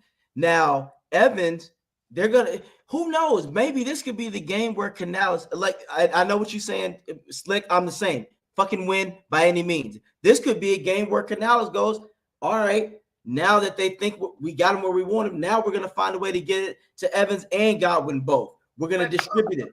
Who are we playing this week? The Packers. Green Bay. They're losing to the Giants. And they have a shorter week. Right. They can't practice. They're going to be beat up. Right. So listen, I don't care. Listen, Minnesota won 3-0 last week. If we beat the Packers 3-0 with 2 minutes left, that would be funny. We kick a field goal, win the game. Do you realize all of the stupid shit Bucs fans are gonna say? Do you realize what's the horror of what that's going to look like? And we'll be 7-7. Well, no, you know what? You're right. But by this time, the simple fact that we beat Atlanta, that was my playoff game of the year. After this, I don't give a damn. Again, we already said that the Bucs at this point, they control their destiny. I think that I have a feeling they'll more likely beat the Packers than the Jags. If they lose to the Jags, let's say we beat the Packers and we lose to the Jags. No one's going to be, real Buck fans, no one's going to be that devastated. We're going to go, we lost to the Jags, and it was an AFC team. Doesn't affect us one bit. We're good. At 7-8, I like the Jags game because they are probably one of the better teams that we get to face. So it's kind of a bit more of a measuring stick before you go into the playoffs. But I get where you're coming from. Like it's at the moment, it's win by any means necessary and whatever you can pick up. Speaking of what Rick was saying about us being technically with the 7th seed right now, we're the 4th seed and the 7th seed. We're the 4th seed. We're the 4th seed. We're the 4th seed, but if there were a team above us, I'm just saying we're the 4th seed and the 7th seed. Yes. Right at the same time. Of course, we're going to be the 4th seed because that's the high one. The Vikings are only the other team that's kind of in front of us. The Packers have got the same record as us. They're gonna go down to 6 and 6. We know they're gonna go down to 6 and 7 by the looks of things. Other things can happen, but it looks like they're gonna go down that way. Yeah, that game's not over, and teams like the Giants can find ways. Yes. They do. But hailing what AJ's been saying about like he wants to see like that big game where we score big and what have you. there are bad teams that score better points than the Buccaneers for some bizarre reason that have way worse records than we do. I don't know Agreed. why it seems to escape them, but I think it's the philosophy. And I think that's the only thing you can put it down to, because there are teams like, I wouldn't say the Panthers, but there are teams out there that aren't good football teams that have losing records that have a 38-21 win. That's all I'm saying. That's all I want to see. And the Only reason one of them, because the Buccaneers I- used to do it. There'd be a I- game that we beat somebody and we just fucking beat the shit out of them. yes, I just want to see us with that When did that happen? against The Detroit. Buccaneers? Oh, 2020. Yes, when we had a stacked team. When we had Brady and Hang Gronkowski on. and AB and Hang on. You want me to get a Buccaneers game? Oh, I can tell you this right now. In 2021, we smacked the shit out of a lot of teams. I'm talking about us being a bad team. There are bad teams out there that do smack a team now and again. No, absolutely. I'm saying we Bad haven't team. done it yet. That's what AJ kind of, he wants to see that kind of like punch in the mouth. We're not. I've said this to you. We don't have that gear. This team does not have that gear. We don't But we have should. that. There are teams worse than us that can do it. And that's what I'm saying, Rick. We have the gear. I just think that Canales doesn't know how to shift it there yet. It's also how they play against us. Well, I mean, absolutely. yes. But Canales is in a way, Canales and Bowles are joined at the hip of the percentage. They're percentage guys, like you said, like Slick says. Bowles is a percentage guy. I think Canales is too. I don't want to do this, even though where it's like, damn, like you need to take over this game right here. If you're up 10 points, don't hold off now. Don't run the ball to burn the clock when it's still the second quarter. Put 17 on them. Ben brought this up earlier, and he gets Ben should get props for this. As you know, we're sitting here ripping on Bowles and saying, "Oh my God! I mean, look at his record with the Jets." We had this conversation the other day. I don't give a shit about the Jet stuff. No, but hold on. What was Pete Carroll's record with the Jets? Okay, and what happened when he left? Okay, you've got to set that aside. Okay, you have to, and you're not being fair and honest and realistic. Todd Bowles has never had a fair shot at head coaching. Okay, but you want to hold it against him when you're 75 million in dead cap space. Next year 50, and he gets the team late.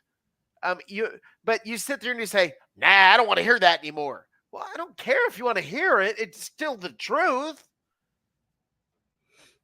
It's one of those things again where I think, unfortunately, we're going to measure you by what a lot of coaches are going to be measured by what they do with the less tools, because then it's like when they get the tools, now it's, oh yeah, you see, but this guy was doing things with and without it. I think that's what we want to see with our coaches. We want to see a coach where we go, man, he's doing good with or without. And I know it's an unrealistic expectation because everybody's not Belichick, everybody's not Tomlin, everybody's what not. What did Arians do in his first year with the Bucs? I mean, 7-9 wasn't bad. The defense started to get no, but the offense 6-7 right now, dude. 6-7. People call the white James Winston.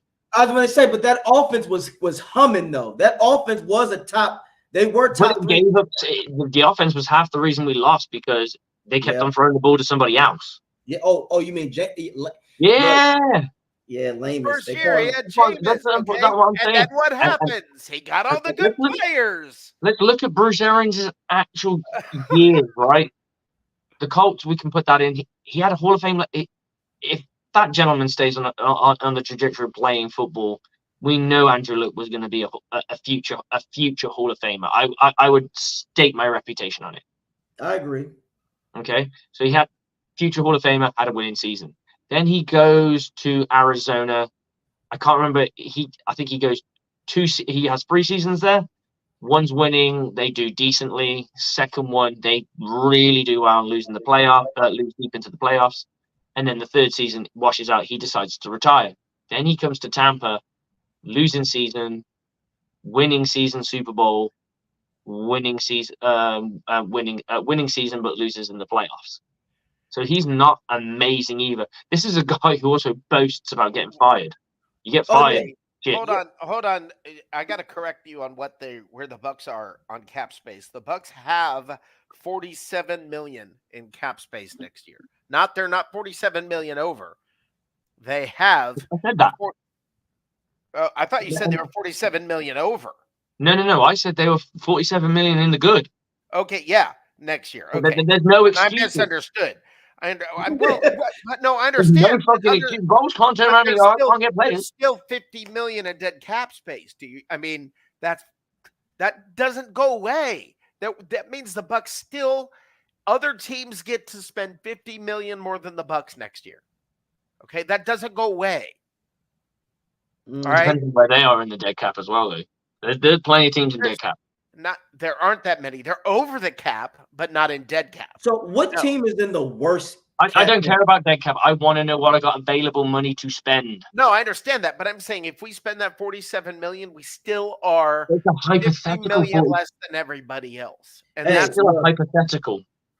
Look, guys, at the end of the day, I just want to know, like, hey, Bowles, if you can right this ship and you get this team again, for me, if Bowles gets this team in the playoffs and the Bucs win a game and the defense is back to its normal place of dominance, then you don't let him go. You do not let him go, because at this point, as Slick said and Rick said, and you guys are saying, now let's see what he does in another draft, because his drafts are not bad. Yaya, hell of a pick. We all love Yaya. I think we've got the Holy Trinity. I think the guys are paying off now. That those first three picks really do look good. They're not. I mean, Cansey is amazing. I think he will wreak havoc, as they used to say. Yaya looks like he's gonna get there. So it's all about what the Buccaneers are gonna do. And Cody Mock is looking and is improving. Mock is improving. I think that's the reason the run game's got better. I genuinely think he's the reason. I think I agree with you that that's the reason the run game's gotten better, and the fact that they got Filer out of there and put Stinney in. Yes, right. Stinney is killing in that run game. All of that is making the weakest link in the run game, honestly, is Hainsey. He is the weakest link in the run game. Every time I see Hainsey in the run game, he's laying on his flat face. Somebody knocked him over somewhere. But as you guys said,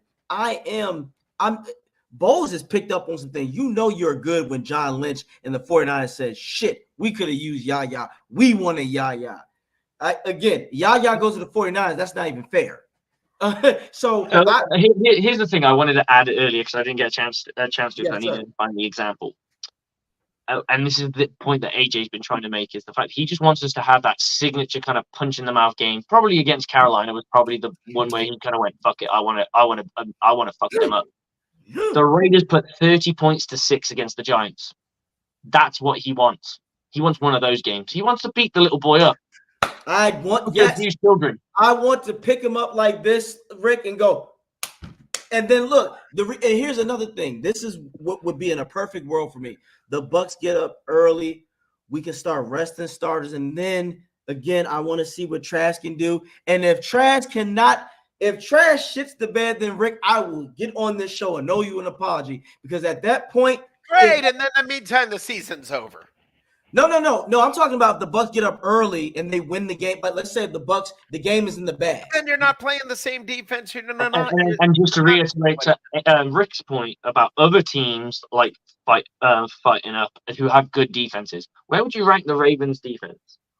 Ravens, I mean, overall, I would say I don't know if they're top 10. They probably are just top 5.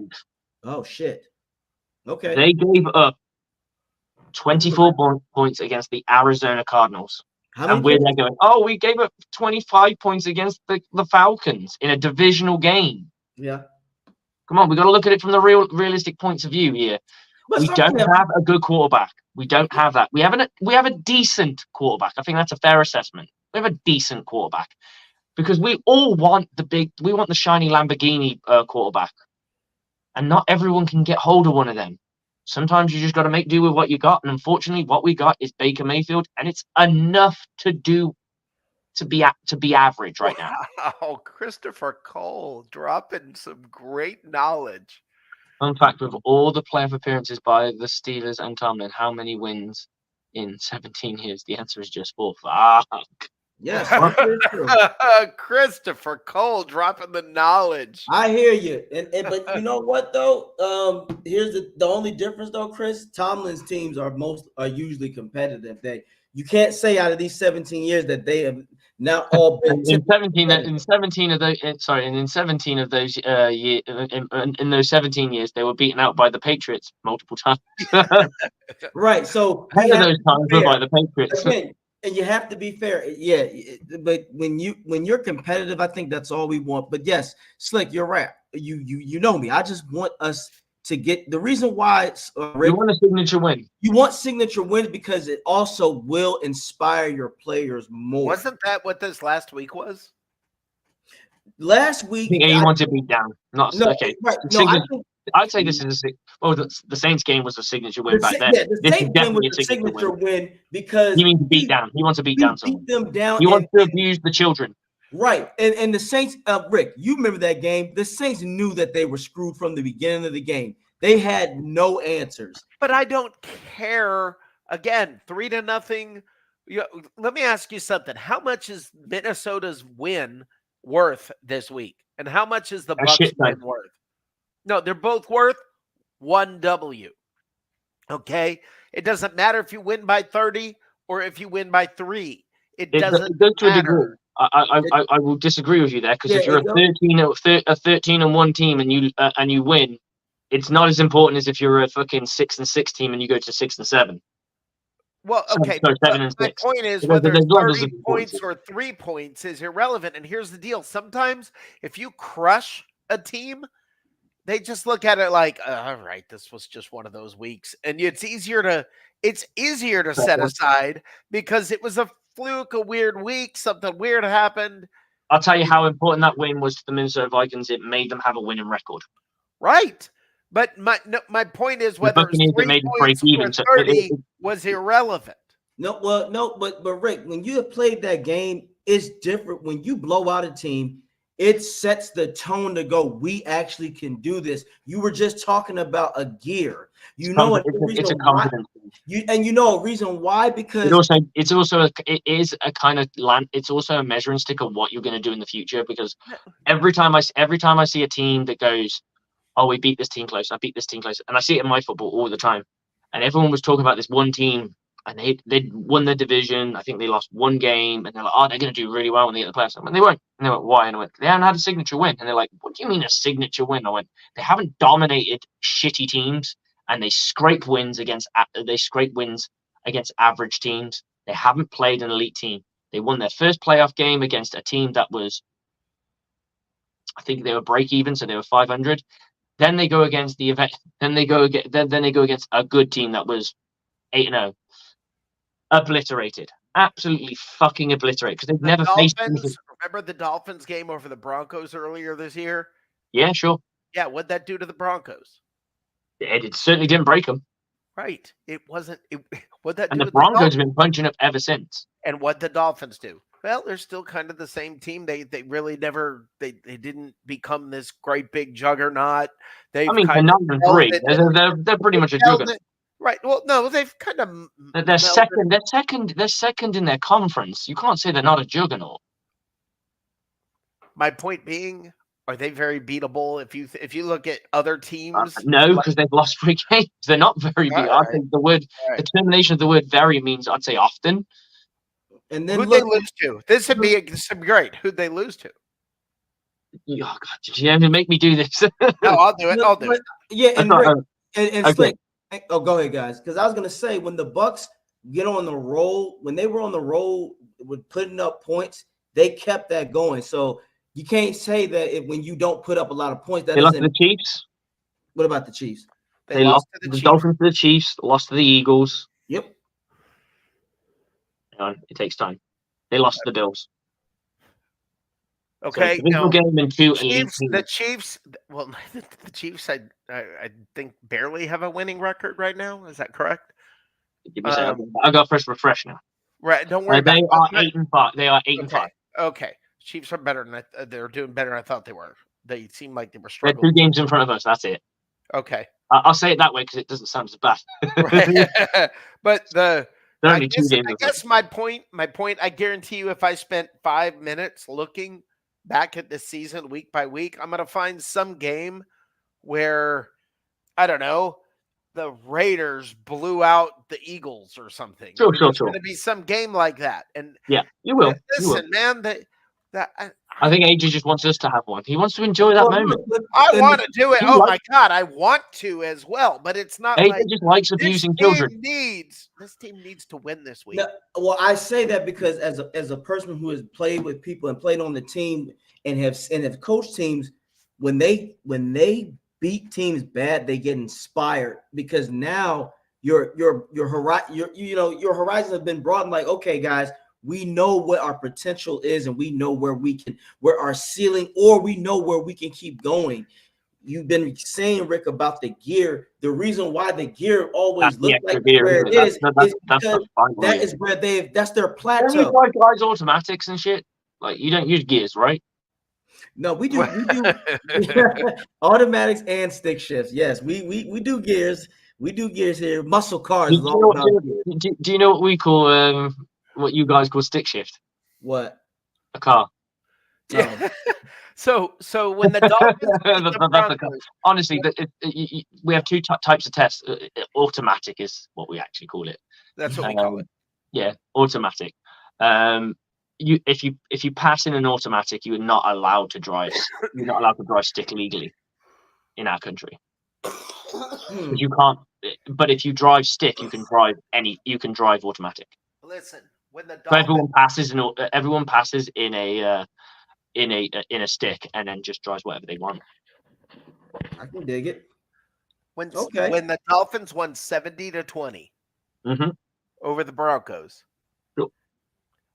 then and got so confident and excited because of this blowout, they lost the next week 48-20. Oh yeah, it can make or break. That also can happen. Right. So there's a very beautiful argument. I don't care. I've been through too many I'm bad cool. seasons. I'm like you, Rick. I'm just finding out a little bit of information from my man AJ and making him feel good because the reason why I say that signature ass whoopings work because look at the Bucs in the 2021 season when we went on a roar. After Miami Dolphins, we smacked them 45-17. We still put up 28 points the very next week. Then we put up 38 the very next week. Then we still put up, even when we lost, we put up 27. Then after that, when we played the Giants, 30 points. The Colts, 38 points. We the put up 29 this week.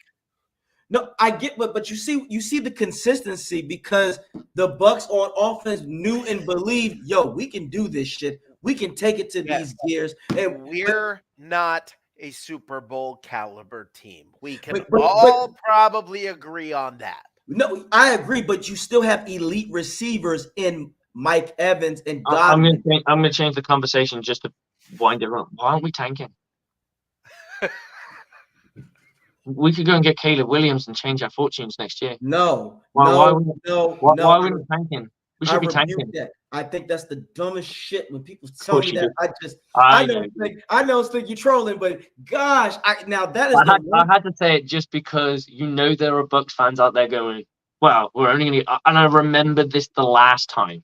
Yes. This was last year's a perfect example of it because we're going to the playoffs and we won that game that basically said we won the division, right? Right. We beat the Carolina Kitty Cats where we're supposed to. Everything's great. Everything's good in the world. We're feeling great about ourselves. And you had all these people going, well, now we're going to have a shit draft. Now our draft pick order is like really, really bad. And we're going to just lose in the playoffs. So what's the fucking point in all this? And it's like, oh my God, you do not know what competition is, do you? No, they don't. And listen, if I get it, if you're out of the playoffs, you're eliminated. You've got 2 or 3 wins. The team below you has 2 wins. You're 1 game in front of them. There's 3 games left. Right. If an organization does some screwy stuff I couldn't do it personally. I couldn't either, but I do. I've seen it happen. Of course. The Buccaneers did it. That's how we got Jameis. Yeah, they did it with Weston. We know that shit. That shit was obvious. Right. And the thing is, at some And point, Lovey Smith should have got one more year. what's that? Lovey Smith should have got one more year. Well, at some point, I look at it and say, well, Over Dirk Carter. That's my point. it's different than this year. We're not in the position to remotely think about tanking, to remotely think about draft picks, to remotely think about just seeing what this quarterback can do. We're not in that position. We are in the freaking position to win. We are in the position to have a winning record, improve on last year's record, and take it. and I mean, yeah. So if we beat Green Bay this week, think about this. If we beat Green Bay this week, we are probably odds on to go 9-8. I give you better yet. You do that. I know I said what I said yesterday, but you beat Green Bay. Fuck it. I'm saying it, Rick. We run the table. I said it right here. The Bucs beat Green Bay. We're running the table. You know why? You go into Lambeau and you beat these boys. It's gonna be a reminder. What if you beat them 3-0? What's up? What if you beat them 3-0? I don't give a damn at that point. Hallelujah. I don't give a damn at that point. I've had a good night. Nothing because now, well, it just this past week, the Falcons with this. You asked me what the Bucs felt this game. The Bucs organization, the Bucs team in that locker room felt that they probably said we didn't give up. Despite being down, we fought our way back. And that now good teams are supposed to recover when you screw up, because we did it under Brady when we was losing against the Jets when AB pulled that bullshit. We still rallied and we came back and won. Now teams that are competitive will find a way. So you're right. The Bucs can go in and win in Lambeau at 2-0. I don't give a shit. Right. You get on a 3-game win streak. Now your guys are feeling good. The reason why I say that because it's a measurement of, at this point, the Bucs can, if I say this, Slick and Slick and Rick, if the Bucs can if they blow out between the Packers or the Jags. Now I'm just saying I want us to win, but if we blow them out, we're running the table. And then do you realize what you just did? You said if we beat the Packers, we're running the table. You've just spent how many weeks saying fire Bowles? And don't get and now you win this one game? No, I say everything changes. Earlier I said if Bowles can get this is why you don't fire in season, guys. This is why you don't fire in season. If Bowles hallelujah, good job. Nice. If Bowles can get back to the way of where he can find a way to keep this defense dominant, then no. If he can do that, my only fear was at first that Bowles, you know how some coaches, when they know they're screwed either way, like when Cutter's a perfect example. When Cutter knew that he was going to be through, the team looked so. Wait, but what if he doesn't keep it dominant? What if we win this week 32-31? Then we'll be talking about how good the offense was. I was about to say that, Slick. Thank you. I was going to say, because more than likely that means is either way, as long as the team finds somebody's got to be the hero. The issue that we all can agree on is when both sides play like dog shit and there was no fighting. Who was the hero this week? The hero of this week, Winfield. Maybe Baker, maybe K. Dotton. I'm gonna go with Antoine. Yes, I go with all of Winfield them. because I'll go with all of those three. The reason why I say Winfield because that I can't always say it's one person anyway because it's just team sport. Well, I'll say this: on defense it was Winfield, but the clutch guy of the hour was Godwin. That catch was magnificent. The way that he snatched it and the way that he ran, that was Godwin. That's the Godwin that we all love. And he was in the slot, and it was beautiful. Because when he caught that shit and turned his body and ran, I said, thank you, Mariah Godwin. Thank you. I think all the wives should put up another video and say, fuck is this, Bowles? You lied. I need that. No, the reason why don't we give Baker credit for that drive and that pass? I give him credit. Definitely. You know who I give him more credit for? He turned it around. He had the Buccaneers played an amazing fourth quarter. Oh, absolutely. Preach. The rest of the first two quarters were good they were defensively, abysmal but for very, everybody. we were good defensively until the fourth quarter. And then we were, and so the defense was good quarters 1 to 3, and the offense was good quarter 4. And Baker made one of his best passes to Otten in the end zone, because you know how he threw it. He threw it in a way where Otten can only get the ball. That's what I'm saying. But that is the Baker that we want to see more. That throw, but he did it right. He finally, because you've seen how Baker sometimes he'll throw off his foot.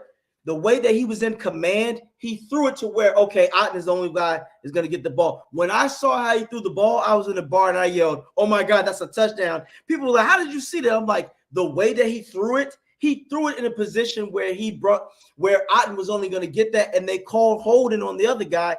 And people said, "Was that a hold?" And I'm like, yes, because he threw it in such a perfect position. The Falcons guy actually didn't do anything wrong. He did that. He'd rather get a penalty than not get a touchdown. Okay, look at James Matt's final, last comment there. Okay, and this to me is the point. Yeah, but Evans, he only got 2 catches the whole game. That happened last year with Brady. Yeah, it did. Okay, that happened. Or no catches. Yeah. Right, that happened with Brady. And this is where it's like everybody, why are you so afraid to be happy? And why can't you just look at it and go, hey, woohoo, we want a big game? And James, first of all, McCown was Evans' quarterback. He's a very patient man. Evans don't give a shit. Evans just wants to win. Evans is a patient man. Because look, that guy crying on the podium. No, Evans is a patient man because look, we've seen this, guys. How many times have we seen games where Evans will make 1 catch, but then the next game he'll make 11 catches, $160. Evans is going to be Evans. He always bounces back. So I wouldn't be surprised if he goes into Green Bay and fucks them up and goes in there and gets. They got to give him the respect. Guess what they have to do next week? Guess what Green Bay has to do against the Bucs next week? Stop the run. Respect the run. And that opens up Evans more. And so when we're sitting here saying, I don't know why he's so stubborn and running the ball, there you go. We just walked right into it. Yes. Okay? This week, they didn't respect the run. And on that final drive, the game-winning drive, they ran the ball. They ran the ball. And you know what? I'm telling you guys, jab, jab. Ask any boxer, jab, jab, jab. You keep hitting with those jabs, and eventually it wears you down. You keep getting hit by a jab. Eventually you can't fight like that. So the Packers are now 22-21. Who?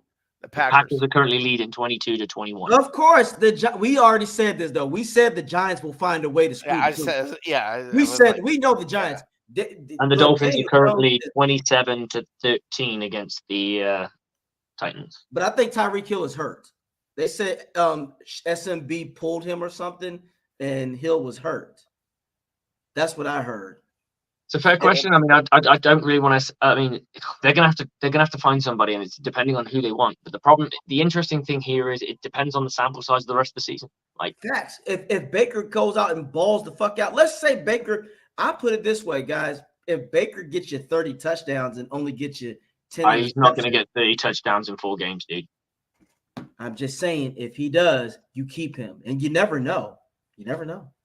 What if we? I think I could see 28 being a realistic. 28, you might have to bring him back. If he gets 28 touchdowns and no 28 touchdowns, and he goes over 4,000, and he's if he throws 28 and 10, and he goes 10 interceptions, you do have to have that conversation. That's my point. 28 and 10, you're bringing him back.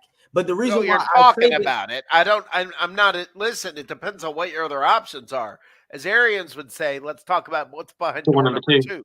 Yeah, this is true. But again, I'm glad we were talking about the tanking because I love when people do this because when I ask them this question, guys, then it's what? And I go, let's say we did tank and we get the guys who you think that is gonna. Let's say if Caleb somehow fell in our lap and we get here and he's a Bryce Young. I don't want him anyway. I know. I But that's my point. Yeah, I was Don't going to want him say, is he regardless. really the guy?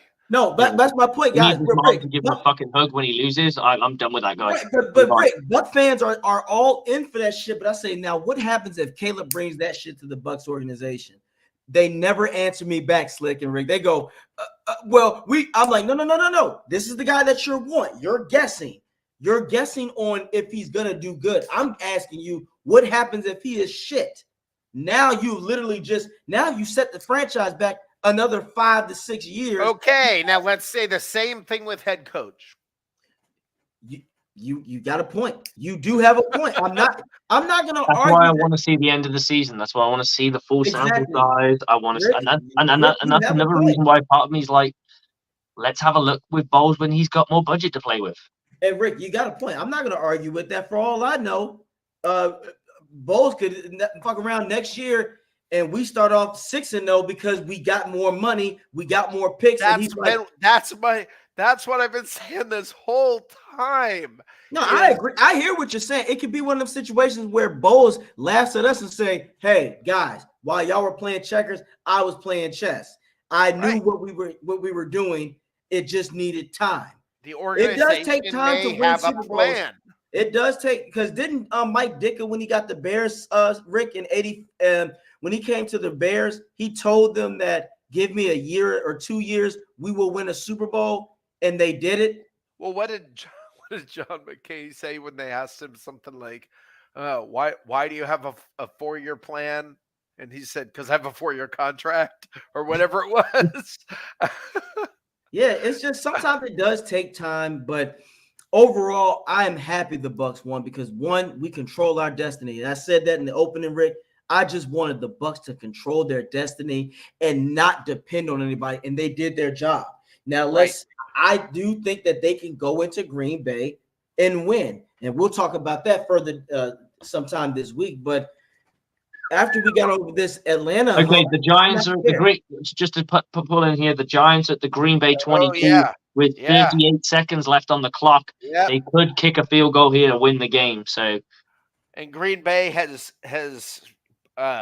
really had to leave it all out there and play hard. It's not like they were able to cruise through and save anything. So I mean, they had to leave it all out there, and the Giants may win this game. I mean, Tommy DeVito. Everybody who sits there and acts like, the Bucs have no chance against Dallas. The Bucs have no chance against, any team in the first week of the playoffs. Hey, look at would anyone have thought that the Dallas Cowboys would have blown us out when they played us after we beat them in week 1? No one would have thought we thought it was, if we were going to lose by 3 to. I can attest to that too, Slick. I said if we would lose to Dallas, it would be by a field goal. I actually thought we would blow them out because the defense was going to come alive, but our offense just, poor Brady, he was just done. I just want to know whatever happened to just saying, "Hey, it's my team. I'm behind them. I'm behind my team regardless." Because everyone wants to be the person who thinks they know how to fix it. Or they don't want to look stupid rooting for a team that loses. And I mean, they're still going to root for the team next year. They're going to be pissed off. Like, it's like the meme with the old man holding the umbrella over his missus while she's got her arms folded. I still care. Yeah, exactly. That's how I feel after every loss. It's like, but I still care. I'm not talking about angry. AJ. I'm disappointed. Right. I'm not talking about AJ here. I'm talking about but when I say the fans who sit there and it's like, it doesn't matter, man. They're afraid. Here's what it is. There's this fear of vulnerability of, oh, wow, your team lost. Ha ha. They're going to make fun of you. So instead, what do? You sit there and you act all defensive and say, yeah, I knew we had problems. I knew it all along. Come on. It's like that girl that you have a crush on. You think that you got a shot when all of a sudden she comes up and goes, "Yeah, you're a good pal," and you hear those words, and now you're in the fucking friend zone forever. And you didn't walk around talking shit, and now your boys. The Giants beat the Packers. What? It's over. The Giants beat the Packers. What the hell? How? What happened? They It kicked was the a field goal. We just told you. Oh, I predicted it. so wait, they It's got fourth, okay. Mine's not Yeah, they got actually the same refreshed yet, record but we do. it's fourth and goal at the Green Bay 18, and it's just clicked for me, and it's a 3-point. So they kicked the field goal to win the game. So 2, 6, and 7 teams. Yeah. Look, what if they flex that shit to 8:00? I can see No, the NFL the being Packers funny. are now 7 and 6. It's too late to flex. No, they're not. They're 6 and 7. They're 6 and 6. Sorry, I didn't know if they've updated They the. were No, 6 and 6. is it too late to flex now? Yeah, they can't flex. So we're it 6. to Oh yeah, the sorry, we're 29th 6 and game. 7. They're 6 and 6. I know. I'm just saying the NFL would be No, funny they're doing 6 that. and 7 now. It would be that's funny. the The same NFL record we would do, be. I think. Yes. Sorry, they didn't update with the loss. It would be so NFL though if they would have fucking around and say, "Hey guys, we're gonna flex this shit." The 8:00 America's game of the week. Game of the I week. love the 8:00 games because it means I can get my kids into bed and I can have to sort things out. I'm less stressed out because I have to get the kids. The kids got school in the morning, so those 1:00 games kick off at 6 p.m. So I've got to get the kids bed, bathed, and in bed. So let me say this. This sort of changes things. Let me say this. This changes things. If the Buccaneers win next week, wow, this is such a weird thing to say, because we'll be what 7 and 7, but we've basically clinched at least a wild card. Yes. I mean, almost. Yeah. I mean, we'd have to lose to Carolina and the Saints at the end of the year. I actually see us smacking the fuck out of the Saints. I don't know why. If there's one game that the Buccaneers want to win, it's that fucking Saints game. And I would the reason Coach Bowles is undefeated against the Saints. Yeah, this is undefeated. That's awesome. The reason this is a deal is because the Packers are tied with us even when it comes to wild card. So we would have the tiebreaker against them if we beat them. So, I mean, you're almost guaranteeing a playoff spot. Right. Our number would shoot up to like probably 80% after if 70, we win. 75 probably, yeah. Look, and guys, again, I know I said yesterday it was 10% slick, but running the table might not be out of the question anymore. You get this team off your back. What happened 10 minutes ago? He was firing bowls and putting in Trask. Now he's running the table. Because we did a good job convincing. I like this AJ better. I like this AJ better. I hope. Look again. Welcome back, Bucs fan. I just don't want to be. Look, I just don't want the girl to say I'm a pal, and I done told my boys I got a shot, and now she's walking around with the rival guy. And they're making it out in front of my face. I don't want to see that shit. That's the Bucs fans. We don't want the friend zone. Let's give a bit of love to the Giants, who might be soaring high, that they might want to go and smack the Saints for us. Oh, that'd be awesome. I thought they play the Falcons. Don't they play the Falcons next week? No, they played the New York Giants on the 17th of December. The Panthers and the Falcons play up against each other, and we go against the Packers. Look, if the Saints lose one more game, they're closing shop. So that's why I say I hope by the time we play them, they're closed up shop and we can just spank them. And like you said, Bowles can have a 4-game win. Now that's where Bowles can go, yeah, and I'm gonna go, yeah. Look, I just need Bowles. If he beats the Saints, he needs to throw up this. Just do this. He needs to throw a 4 and be like, hey, I got y'all motherfuckers 4 times. Look. Also, it'd be quite nice to get the Vikings to lose as well because they're up above us in the pecking order for the wild card. But don't we have the tiebreaker of them regardless because we beat them? Yeah, but we're not tied with them right now. Oh, I know, but look, either way, but if they lose, it kind of makes it. We do tie. We end up. No, this is the thing. We've beaten all the teams that are. If you look at who we're in the wild card, whatever. The Vikings got the Bengals. Bengals, no. 50, Bengals are AFC. I'm talking about their next game. Yeah. But I mean, all we have to do is be tied with them because we beat them. Yep. So we've got the tiebreakers against these teams. Mm-hmm. I mean, who are the? now let's take a look. Hold on. Let's take a look here at the conference standings. I'm already looking at now. 1, 2, 3, 4, 5. We are now 6th. We moved up one more spot. And that's what I'm saying. If the Vikings lose and we win, yeah, we have the then we'll be tiebreaker. We're going to put us potentially into fifth. Right. So And we're fourth at the same time. Then we'll play ourselves. We'll play ourselves. Are we allowed to do that? After that, Buccaneers versus the Tampa Bay Buccaneers. Look, you're gonna see if the Bucs get in the playoffs, you're gonna see the AJ turn up of we got this shit. Well, I don't care who. Like last year, bro. I remember last year we were like, I'm looking forward to that guy. Matter of fact, look, we gonna get to that, but guys, I know it's getting late, but it was a hell of a show tonight. This is a late one. We went from Bowles ain't shit to this is that. You know what? Maybe Bowles deserve another year. This is why the aftermath on 102.9 Game Broad Street is right where you need to be. We go through trials and tribulations all in one sequence. So, guys, thank you again. Check us out again. Follow me, AJ Turnup. Go to my page. It's about Buck and Time. The most important thing, though, of course, again, I said it. We got to get Coach Slick in here. Coach Slick an opportunity for an intern. Check him out. Give Coach Slick an opportunity. You can find that on It's About Buck and Time, guys.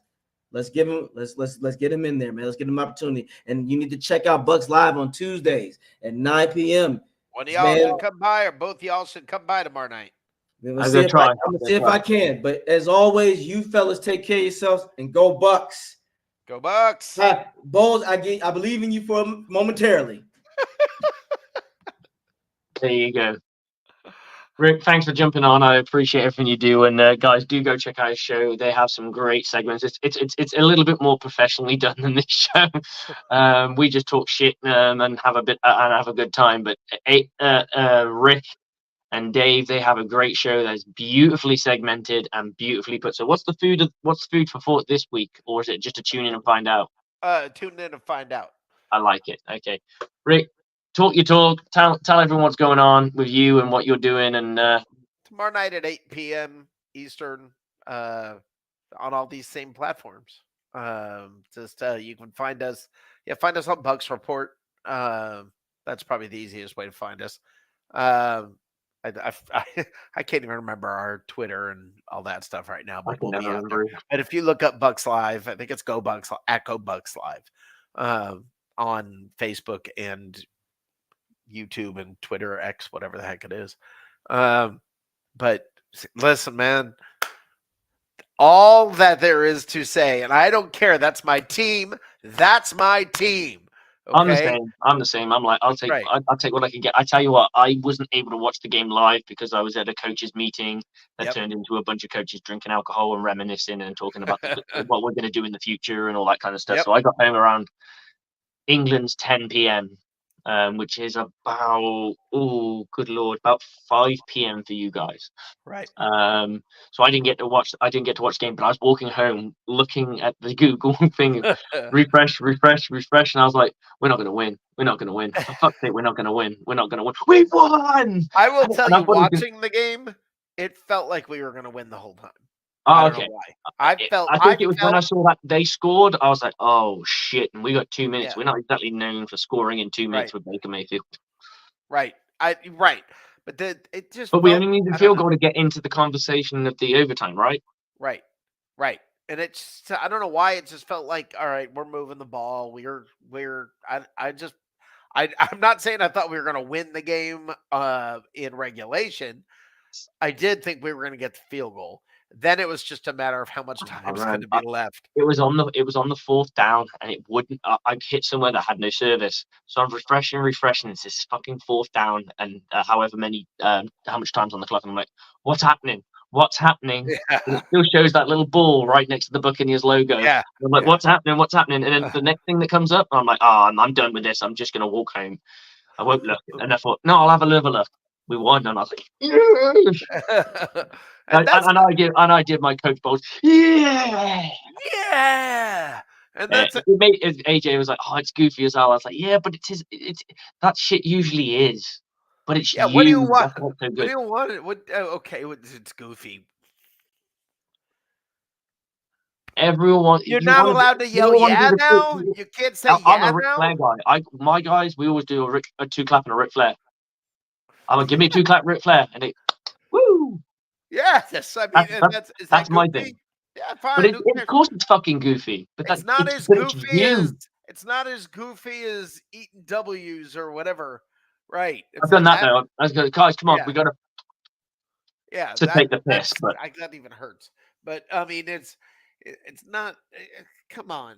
So we're screaming, we're having a good time. They're happy. we You should. know what that shows, by the way, if you watch that clip, Passion. the players like bowls. Yep. Everyone was around it. Everyone wanted it. Yep. And he's definitely a player's coach. He's definitely got the buy-in from his defense. Yep. And I know for a fact that Levante David only talks amazing about it. But he also did like Lovie Smith. But that's because it's a defensive mind. I think that's probably where it comes down to. And their defense wasn't terrible. It just took the time. defense is why Lovie Smith lost his job.